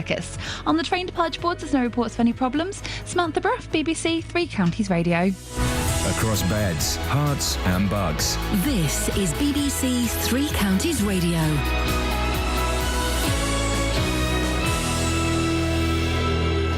It's 8:30. I'm Simon Oxley. A sex attack victim says it's unfair that her attacker has been given private healthcare treatment in Milton Keynes while she has to go on the NHS waiting list for her injuries. The party leaders will make their final arguments on the last day of campaigning. Meanwhile, the head teacher of a school in Dunstable says his pupils will suffer because the school has to close tomorrow. Just under 200 schools in the three counties are being used as polling stations. Around 50 are having to close. And Sainsbury's has announced its first drop in profits in a decade, down nearly 15% for the year to March. The supermarket recorded a loss of £72 million. Three Counties Sports. BBC Three Counties Radio. Watford say they will cap season ticket sales at around 13,500 for the Premier League to make sure enough tickets are available on a game-by-game basis. Season tickets go back on sale on Friday. They will be available to fans with ticket-buying history over the last 3 years. Nearly 11,500 were renewed before the end of the season. Juventus beat holders Real Madrid 2-1 in the first leg of their Champions League semi-final last night. Tonight, Barcelona host Bayern Munich. The Luton Town chairman has told BBC Three Counties that injuries were the main reason the Hatters didn't gain promotion this season. Nick Owen says they were hit harder than most. We did manage to get top of the table without setting the place on fire. I don't think any time this season have I thought, wow, we are on fire in the way that we were sometimes last season. We were beating people 5-0 away from home. But I've also think this season we've been quite phenomenally unlucky with injuries, breathtakingly so. And 2 people in the USA have filed a lawsuit against Manny Pacquiao, alleging that the boxer defrauded ticket buyers, television viewers and gamblers by failing to disclose a shoulder injury ahead of his fight against Floyd Mayweather at the weekend. The boxing reporter Lance Pugmire has been following the story. Manny obviously was feeling discomfort and had hoped to be able to get an anti-inflammatory shot right before the fight, but through a series of miscommunications, that did not happen. He steps into the ring against Floyd Mayweather, hangs in there through 4 rounds, but through a series of combinations, re-aggravated that shoulder injury, probably damaging it a lot worse than it was. BBC Three Counties News and Sports. The next full bulletin is at 9. Across beds, hearts and bucks. This is Iain Lee. BBC Three Counties Radio. Morning, guys. Iain Lee, BBC Three Counties Radio. Annie's on the line. Good morning, Annie. Good morning, Ian. What have you got for us? Yeah, well, I didn't know there was any election going on. Excuse me? I didn't know there was any election going on. I never read the papers. I never watch the telly. Fill me in. Who's winning? Wow. Where's the start? You're winding me up, Annie. No, I mean it. I've been in Ireland, you see, for 10 years. Right. I came over here, and I know nothing about any election. Right. Well, let's keep this brief then, Annie. There is a general election tomorrow. Okay. And the Labour people. I've got to do them all now. I've said one. The Labour people, the Conservatives. Yeah. The Lib Dems. Yeah. The Greens. Yeah. The UKIPs. Yeah. The Scottish National Party. Okay. The DUPs. Yeah. The Welsh. Oh. And loads of silly ones. Oh. They're all up for election. Have they got the Looney Party still The on? Looney Party is still going, Annie. Oh. You may certainly want to consider them. I might think about phoning them, voting for them. Well, Annie, it's so nice to talk to you. Yeah, I'm sorry about that, but I'm completely uninformed about this election. Well, you are completely informed. You know as much as I do. Thank you, Ian. Ed Miliband can't eat a bacon sandwich. Bear that in mind. Oh, right. Thank okay. you. Ta-ta. Thank you, Ian. But then you may like that. A list of other candidates who can't eat other meat-based products is also available on Google. Oh, right. Yeah. I haven't got Google, but I'll try and get it. Ask Jeeves. Okay. Thank you. Ta-ta. Wow. That makes sense. There we go. That's who that was, right.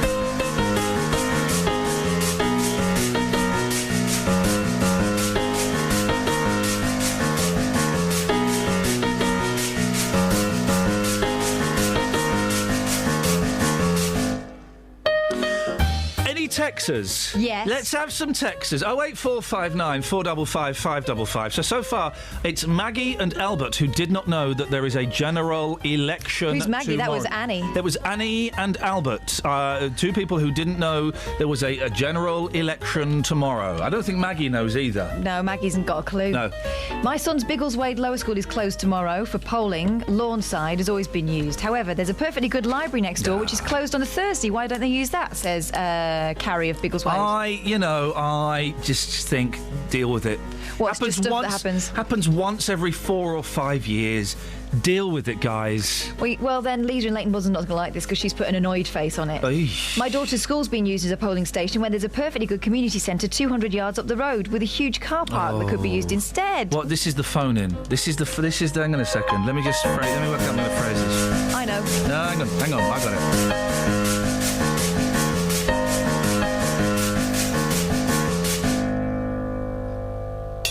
What perfectly good buildings are near you? 08459 455 555. What perfectly good buildings are near you? 08459 455 555. Good morning, Justin. Good morning, boss. Can you see any perfectly good buildings near you? Not at this present moment in time, no. Why, where are you, mate? Well, I'm in Luton at the moment.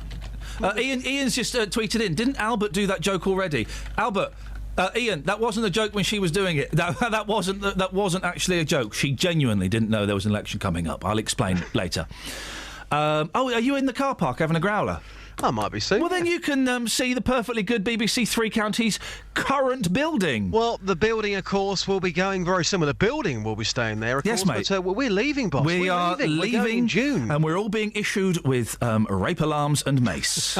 Because we've got to walk down a very dark alley at 4 o'clock in the morning. What could possibly go wrong? Hey, it's going to be fun. Yeah, it's going to be fun. It's going to be fun running. I'm going to walk the long way. Yeah. And I will... Yeah. I'm going to walk up and down that short way. And people will know. Sorry, yeah. People know.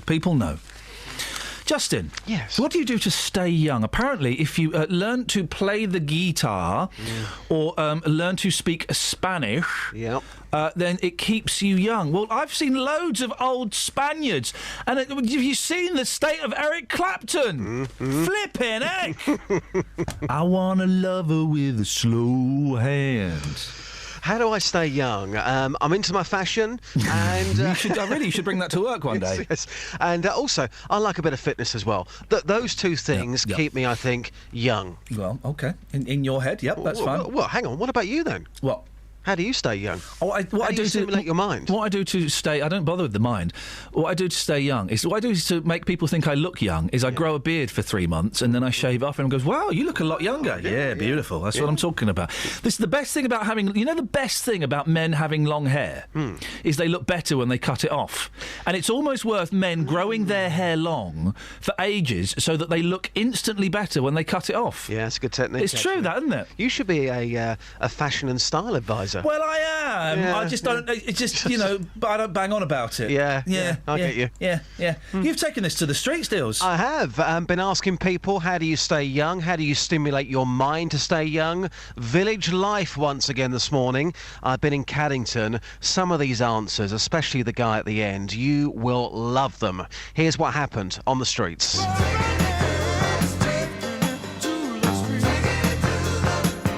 Taking it to the streets with J-Dog. Dave, how do you stay young? Work out. You work out? Yeah. It's a nice vest top. You're looking ripped. Thanks for your time, Dave. Okay, thank you. Well, basically gardening. There's always loads of things to do. I've got a list, and you just work through the list. The wife gives me a list, and I do it. Come on. That's You're it. not one of those. I am. I'm exactly one of those. She's mugging you off, boss. I know. I do, the hobbies are watercolour painting, photography, computer, anything like that, anything, crossword puzzle, anything that keeps the mind going. What do you do to stimulate your mind to keep you young?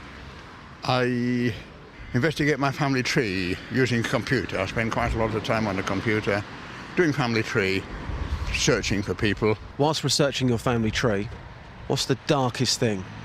The darkest thing that you discovered? I discovered that my deceased wife's father killed his second wife in 1939 and was hanged for it on Christmas Eve. Gosh, that is dark, isn't it? It is. But apart from that, nothing startling at all, as I said. Nothing startling. That's enough for me. Thank you very much. Okay. I'm not going to mess with you or your family. Thank you. Well, Simon, you're wearing a Watford jacket in Bedfordshire. Yep. Let's quickly brush over that. Things that you do to stay young. You've got a great story. You learnt how to fly. Yes. I got made redundant from a company that I used to work for. Found another job quite quickly, had some money left over. And so, it's one of those boyhood things that you want to do, isn't it? I don't know, it's like a boyhood dream. Let's learn to fly. So I did that. Took me a few years to do it, sort of part-time, but... I think the key to it is as well, like you said there, it was your boyhood dream. So when you're up there, you must feel like you must feel incredibly young. Yeah, you do, because I suppose you're reliving those sort of childhood dreams and looking at those things and just those little things of kissing the clouds and those kind of things that you sort of look at when you're a young boy, and it helps me to stay youthful, I suppose, but... Kissing the clouds? And that murderer you spoke to? Incredible. I wasn't really... He murdered his mother or something? Yes, it was... let's just say it was a dark story. Wowzers. Yeah. That's what he does to stay young, is murder. Can I just say, guys... Anybody that researches their family tree... Oh, here we go. Come on. Let's have it. Well, what? Who cares? Who cares? Even other people in your family don't care. I don't care what my great grandparents did. His interest stops at my grandparents. What? I did it a bit. And there's a good reason. It was boring. No, there's a good reason. Because my grandmother, her father walked out on the family years and years ago, and she never found out what happened to him. So I was trying to find him. Bit tricky, so I've given up. Yeah, exactly. You give boring. It's not boring. It's interesting. Well, go on then. Tell me something interesting about your family. Well, I don't care. Hang on. I don't care. I'm too busy working for you. I haven't got time to research it. Mate, put down that Guinness Book of World Record songs. Yeah, I get paid for that. You don't get paid to carry around the top 10 hits of the last 60 years. Always thinking, what's next? What's that track that I've missed over the last 5 years on my programme? Oh, OK. It's always... I know the track that you've missed. Go on. You've missed this.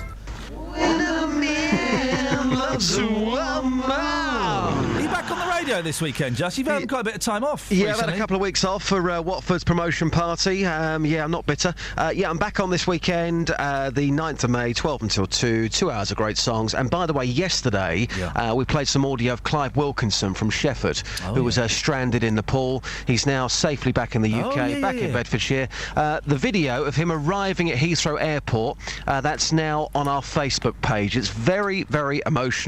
Have a look today. Is his brother-in-law Nigel on there?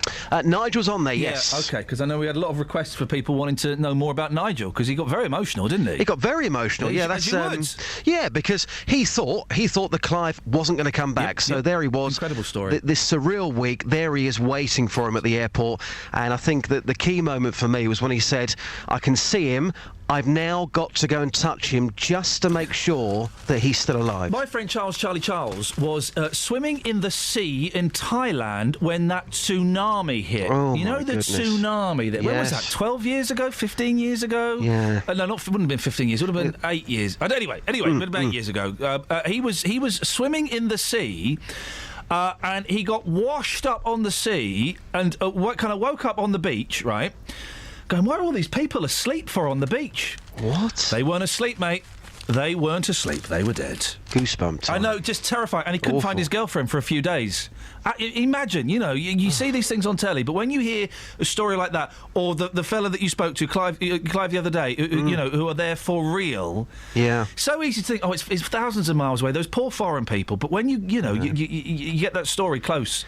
It's a small world. I mean, how often have we said that? It's a small world, and there he was. And again, a bit like your friend there, I'm sure he saw the footage. He said, it's all very well looking at that footage on TV, but when you're there, it is very, very different. You don't think you're going to survive. Dealey, good to speak to you, mate. Speak to you later on. Travel news for beds, cards and bugs. BBC Three Counties Radio. On the M1 southbound, there are queues approaching Junction 9 for Redbourne from Junction 12 for Flitwick because of an accident earlier. And on the A1M southbound, there's a lane closed because of vehicles broken down between Junction 8 for Hitchin and 7 for Stevenage. That's starting to cause some long queues. Also on the A1M southbound, it's slow with another lane blocked at Junction 7 for the A602 for Stevenage with a lorry that shed its load. And in both directions on the A404 in Batchworth Heath Hill, that's been closed because of an accident between White Hill and Moor Lane. In Watford, it's looking busy on the speed sensors at Beecham Grove and Escourt Road. Samantha Bruff, BBC Three Counties Radio. Sammy, thank you very much indeed. Right, it's 8:46. It's Wednesday, the 6th of May. I'm Iain Lee. These are your headlines on BBC Three Counties Radio. A sex attack victim has criticised the private healthcare treatment given to her attacker in Milton Keynes. A Bedfordshire head teacher says his pupils will suffer because their school is being used as a polling station and will close. And Sainsbury's has announced its first drop in profits in a decade with a loss of £72 million. Let's get the weather. Here's Kate. Beds, Herts and Bucks weather. BBC Three Counties Radio. Some sunny spells across all three counties today, but also coupled with some very heavy showers. We've already seen a few this morning. There's more on the way. They're going to come really on and off throughout the course of the day. More this afternoon, more cloud this afternoon as well. Temperatures up to 15 Celsius in the sunshine if we're lucky. Still got this strong southwesterly breeze as well, so these showers are being pushed through fairly swiftly. Sunsets at 20:32. When it does, looks like the wind is going to finally start to ease off. When it does so, things will become a lot calmer. We'll get some clear spells, temperatures dropping down to 5 Celsius. Looks like the showers will clear eastwards as well, becoming a little more isolated. For Thursday, it is a much calmer day. The wind a lot lighter, it's a lot drier. Still the possibility of 1 or 2 showers, but they're isolated. Many people will avoid them completely, and we'll get some sunny spells. Maximum temperature 15 Celsius, 59 degrees in Fahrenheit, and that's your forecast. Thank you, Kate. Sometimes in life, things don't always go to plan. It worked perfectly for 2.5, 3 years till 2 days ago. He should refund me £1,900. Which is where we come in. We managed to get them to agree to come back in to the property on an agreed date. The JVS show takes on your consumer problems. I've basically lost the whole lot in administration charges. And helps to get to the right solution. I've received a cheque back for £578. Jonathan, I can't thank you enough. I don't know how you do what you do, you and your team. The JVS show, weekdays from 9, here on BBC Three Counties Radio. Call 08459 455 555. BBC Three Counties Radio. I think I might have the kids today. I think my wife's... I'm dreading going home today. Since the weekend, they're obsessed with face paints, and they've bought face paints, and I've just been sent a picture of them having their breakfast, and, well, one looks like he's got black eyes, and the other one's grown a beard, and I just know they're going to want to draw on Daddy's face. Daddy, can I face paint? No. Daddy, can I face paint? No! Go away, you little so-and-so. Let them do it. Close your eyes, go to sleep. I don't like the feel of it. When it dries and it hardens. No, it's not like it was when we were kids. No, it is. This is the stuff they use. It is. Oh. They did it a while ago. I don't like the feeling of it. It's horrible. It's horrible, Barry.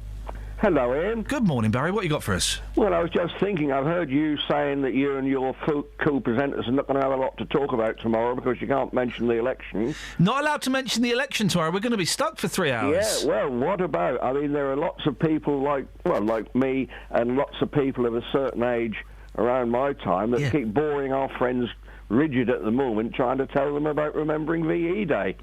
VE Day? Well, hang on. Whoa. Hang on. VE Day's on Friday. Well, yeah, but I mean, you're going to be talking about the election again on Friday, aren't you? Yeah, exactly. Well, listen, at my other home, I've got to do a minute silence. A minute silence in my radio. I don't know if I can do a minute silence, Barry. Well, I'm sure you'll manage somehow. Well, they'll switch the microphone off. Chewing gum or something, you know. Yeah, but yes. Well, don't. There's a girl in the paper, Barry, who died from having too much chewing gum. Right. So you don't want to go there.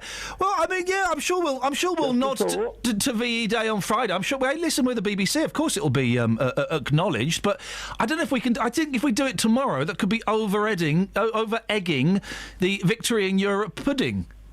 Well, could be, yeah. But I mean, I know. You know, here he is again, people say. He's going to start talking about the end of the war again, you know. And just a thought. Well, Barry, it's a thought that's appreciated, and I'm sure it'll get mentioned. Well, I'll listen out tomorrow and see if you say anything. Oh, no, right? If we don't think bad of me. Oh, I will. For 3 o'clock on Friday, I know on a show that I'm doing somewhere else, I'm having a minute silence. I would imagine that Roberto is probably going to do the same thing as well. But one thing I can remember, yeah, go on. If you just get this one in, I can remember asking my father what they talk about on the radio news channel or news programmes when the war was finished. Oh, yeah. You know. And what did they talk about? Well, you tell me. To celebrate VE Day, Barry, I'm going to sleep with an American soldier for a pair of tights. How about that? Well, just that turns you on, yeah. Thank you very much indeed, Barry. Got any texts? Yeah. Pat from Houghton Regis talking about staying young. He says, I stay young by lying about my age. Yeah. Good one, Pat. Good, Pat, you pwned us, mate. Yeah. Steve is carrying some very tricky memories from his youth, and maybe we can share them here through the medium of text. At the 1987 election, my class was the only one that opened. As a 6-year-old with my elder brother and sister having a day off, I was devastated. It still haunts me. So don't come telling me it doesn't affect the children long term. Here we go, look. A teenage girl who died in her mother's arms after a violent fit ate 14 sticks of chewing gum a day. Samantha Jenkins, 19, suffered a violent fit after her body failed to absorb vital minerals. Pathologists said 4 or 5 lumps of gum found in Samantha's stomach may have prevented minerals being absorbed. Don't swallow the gum! Gosh. Turns out our grandmothers were right. I may have an apple tree growing in me. I saw a doctor on telly about 2 years ago who said it's just chewing gum, just swallow it, it's fine. But his chewing gum's made of plastic. There's a bit of plastic in it, that's what makes it go chewy. Rubber, isn't it? Well, rubber or plastic, yeah. It's like there's plastic in margarine. It's made from the same stuff as plastic, that's a fact. Spit it out anyway. Not the margarine, I love it. I used to eat Stork SB from the tub. Oh, no. I know! As a kid, the 70s, we used to have syrup sandwiches. I'd eat Stork SB from the tub, and I was allowed to lick my finger, dip it in the sugar bowl, and suck it off. Do you know what I did when I was a kid? It was disgusting. I found this bowl, and it looked like I had cake mix in it. Stuck my finger in it, dripping. I love a dripping. Love a bit of dripping. Well, the squares of you get a few slices of bread cut into squares, soaked in the dripping. It'll get passed around before Sunday lunch. I used to love it. And we'd have little metal bowls on the table, one filled with peanuts, one filled with cheese cubes. Yes. The 70s was so flipping weird. I missed the little... and of course, I'd fill myself, donate all the cheese squares, save some for your granddad, and also you'll ruin your meal. No, I won't.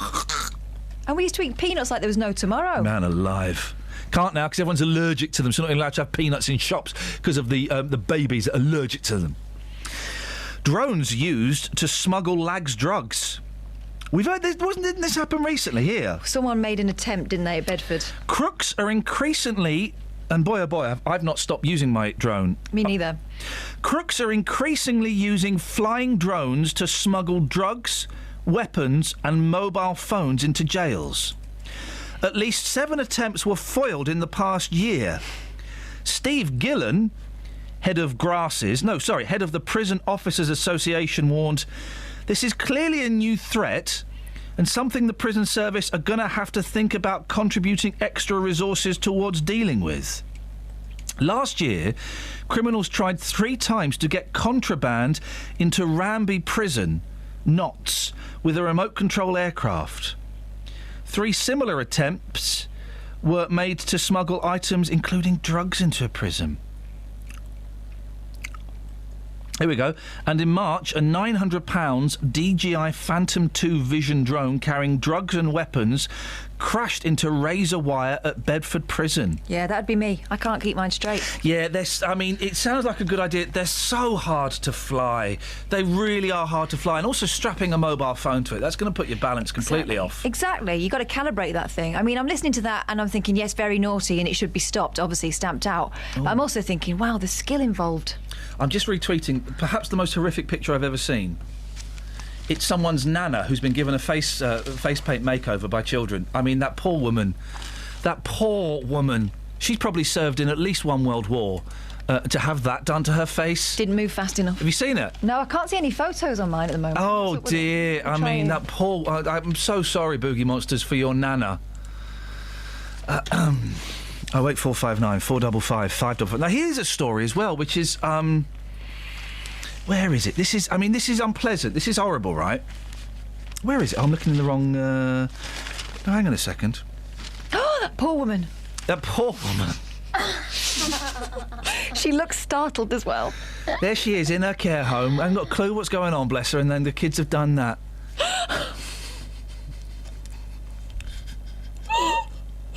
You should hide those paints when you get home, Ian.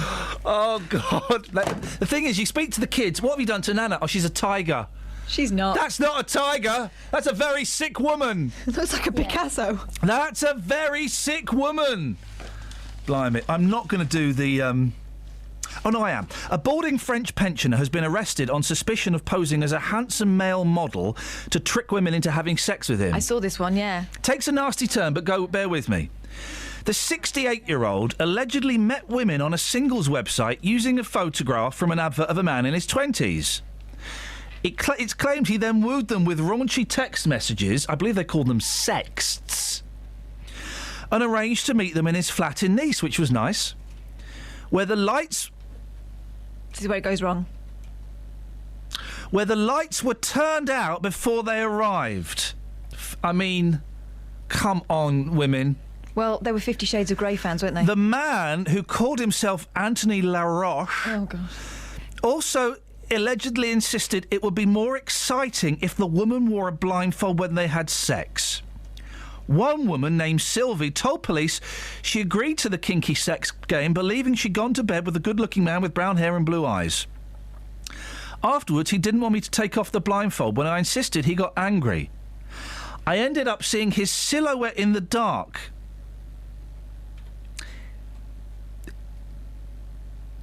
He was old, balding, pot-bellied and with a big nose. I was disgusted.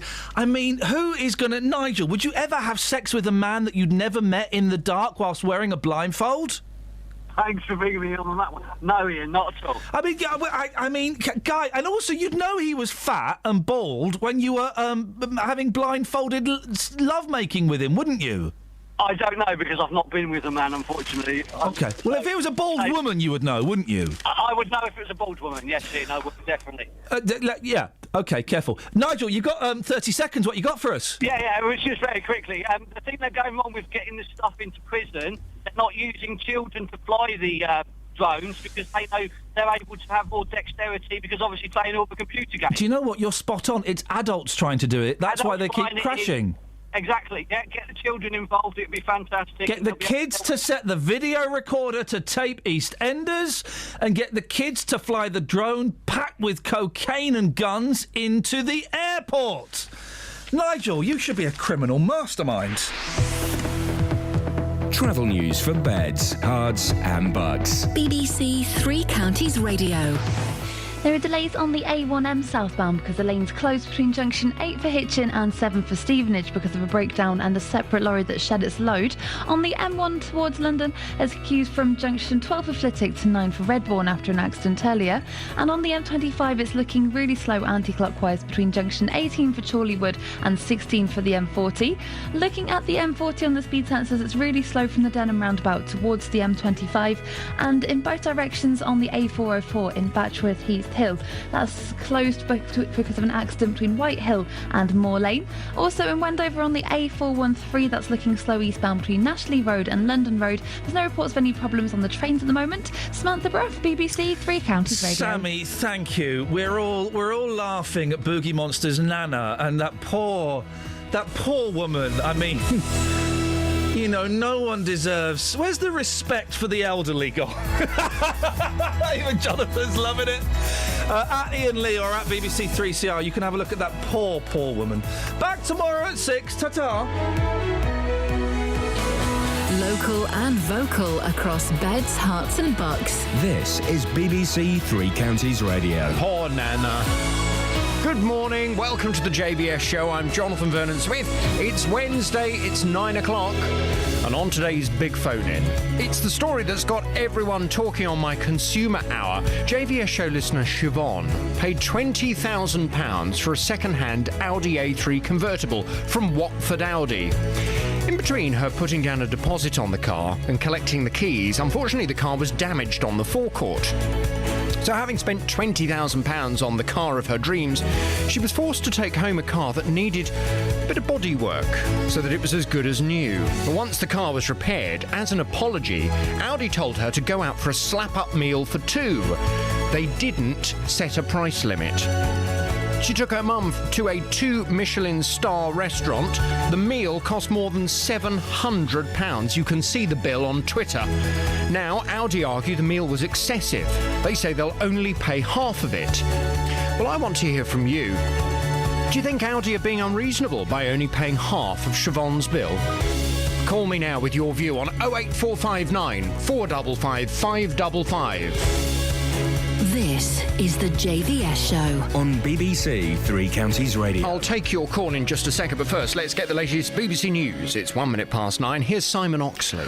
The headlines: parties under pressure to reveal coalition plans. Bedfordshire head teacher criticises election closure, and Sainsbury's first losses in a decade. BBC Three Counties Radio. Ahead of the last day of campaigning for tomorrow's general election, pressure is rising on the main parties to clarify who they would be prepared to work with if the polls are correct, and there's a hung parliament. The Conservative Treasury Minister and South West Herts candidate David Gauke says if the Tories win the most seats, they should not be blocked from forming a government by Labour and the SNP. It's been the case, certainly since the 1920s, that the largest party has formed the government.